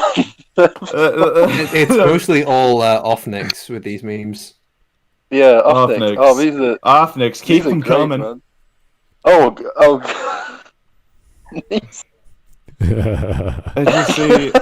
I just see in the chat a lot of Imperium memes. Imperium of Man memes. Greasy George, aka American Ben, or whatever this guy's name is the answer for look into the abyss for long enough and something will look back at you. What Offnicks, what are you on? So here's Spielman. Is this guy serious? I don't think so. I think this was a big spoof of a video, but he made it sound like he was serious. That's why we were enjoying it so much. So I'm in constant chronic emotional pain. I'm not, because Offenix posted a lot of good memes. Oh, these are really good. Offenix, you're the best. No, you're breathtaking. Just the Keanu with type. Okay. Well, I'm glad that Dunn found the solution that works for him. Message coming in. He just has to know about turning his through. mic on and off. That's fine. Same idea. Push to talk works for me. I just love the gangsta shades. He's like, yeah, I can't do it. What do you want? Yeah, I can't. Mike Testa, you could just say rapist. It doesn't know. What? What? What doesn't know? Can't dent the word rape. What is it? What doesn't know it? Mike Testa is paying $1.99 chat. You're paying $1.99 to tell us that we can type rape in chat. Thank you, Mike Testa. I appreciate it. I think he's talking about the super chat. That Message coming in. I was talking before earlier about Wonder Woman. Look, fuck that. He's paying $1.99 to let us know as a PSA. Yes, he's that we can informing type everyone in the chat. The word rape was just said, and I've just gone to YouTube, and the first thing on it is a advert for the Jimmy Savile documentary. Thank you. And I'm like, oh dear. It's good. Someone's spending some money to get that Google AdSense working in Google. It's great. No. So Mike Testa, it can't dent the word rape. I don't know why that's a bad word. I can't. Yeah, I mean, usually things get blocked or censored in YouTube that are bad words or special words. So anyway, the system doesn't detect it. I guess IGO. What? IGO. Ego. He's referring to Ego Dreamer or Igo Dreamer. Oh. Yeah. Okay. Great. Thank you, Mike Testa, for that very expensive yet informative series of super chats for everyone. That was very nice. Yeah. We've all learned something. With all of Mike Testa's broken English, I think you could just probably buy a shot tonight. I'm ready to go. I am like almost out the door, getting that bottle just opened up and 2 ounces of bourbon just ready to go. Like I'm just seeing you just like quickly withdrawing from your PayPal. What? It's just like, I'm gonna need this drink time. Oh god. Well, no, I want to go shopping soon, but not this month. Maybe next month for some Irish whiskey. But other than that, no. Oh, what are you getting? Good. Red Breast Irish 12. whiskey. Well, no. Obviously, it's a category. If you know your booze. Yeah. Yes, I know. I'm being. But Red Breast 12 is what I really like. So, fantastic stuff. Oh, thank you, Mike. Yeah, you're welcome. Now bend over for Wonder Woman. Yeah, thanks. That's great. Jesus. Jeez, wow. Wait, hang on. You think you have a choice? Bend over for that. I'm Bear okay man, to bend over for Gal Gadot. Yeah, but here's the thing. Do any of you have a? Oh, Jesus Christ! What the fuck is going on? Do any of you have a bidet? No, but I am interested in buying those Japanese toilets. Those are amazing. Yeah, I kind of want a bidet. I'll be honest, because I use the Continental wet wipes, and if you don't use those, by the way, you're wrong. Message coming in. If you don't have a bidet, just get the Continental wet wipes unscented. They're like $3 for 120 of them. Message coming in. Well, buy them in bulk, yeah, for sure. That's how you do it. Yeah. Mm-hmm. Yep. This is how we do it. Mm-hmm. Costco is your friend. Mm-hmm. All right. I think we're done, guys. That was fun. That was, well, kind of silly, Yeah. but that was kind of the point, so that's fine. I don't mind it. Mm. You know what? This is the first Smudcast I've been on where I haven't started getting a headache. Yeah. It's just been memes and shit posts and laughing and Mike jokes and good Tester, times. seriously, how much spare change do you have to He's do just all hiding this? under the couch. He's just like throwing it at the screen. Like, oh. I do appreciate that it's $1.99. Yeah. It's on sale. They don't call it a Wonder Boner for nothing? What? Whoa. Okay. I don't think she I ever guess. had Did we? specific... I guess. Did them? Yeah, there's no mention in the comics how exactly she performed in certain scenarios. So maybe you're right. I don't know. Probably a snap. I mean, if you go down here, you're gonna get your neck snapped, and or something. Okay, well, I don't want to take up any of the Brits' time here because I got to go to bed. Except for Shiny, who has the most bizarre sleeping times I know. I feel like Wonder Woman would be a really boring fuck. I think she'd crush your pelvis, but that's other things she'd break. Yeah, yeah. Do you think she prefers to be on top, or does she just let the guy do all the work? Zach, you haven't got much of a choice. She's bulletproof, buddy. She could fly. Whatever Listen, she wants to do. I'm not saying whether or not I have a choice. I agree. I'm in agreement. But does she prefer to let the guy do all the work, or does she want to get on top and take control? I don't think she's a choke me daddy sort of person. Well, you can't choke her. You can't. That's the thing. She's indestructible. You just can't do anything about it. Literally, I mean, if you get the lasso, then maybe that could do something. But then good point. You would accidentally confess something, just like, I'm not actually that into this. Or, I'm actually gay. Oh my god! Like choking isn't really my thing, but I'm doing this for you. It's something like that. Isn't the whole joke about? Oh yeah, that is a point. Yeah, it is. Yeah. Isn't the whole joke about Wonder Woman is she hasn't been with a guy for 70 years? Shit. Or whatever, 80 years, whatever it is. If she what if she flexes her Kegels? Would it just destroy your pee-pee? Oh, Wonder Woman is kind of. So anyway, I think I'm gonna leave now. Yeah, good idea. All right. Is weak to spanking and bondage. All right, let's call it a day, guys. Stop with the super chats. You've got to. Yeah. You gotta go. He's up there. Joe Crazy. The Wonder Boner is an actual product that takes out fish bones. Really? Joe Crazy paid you $5 to tell you that. Yeah.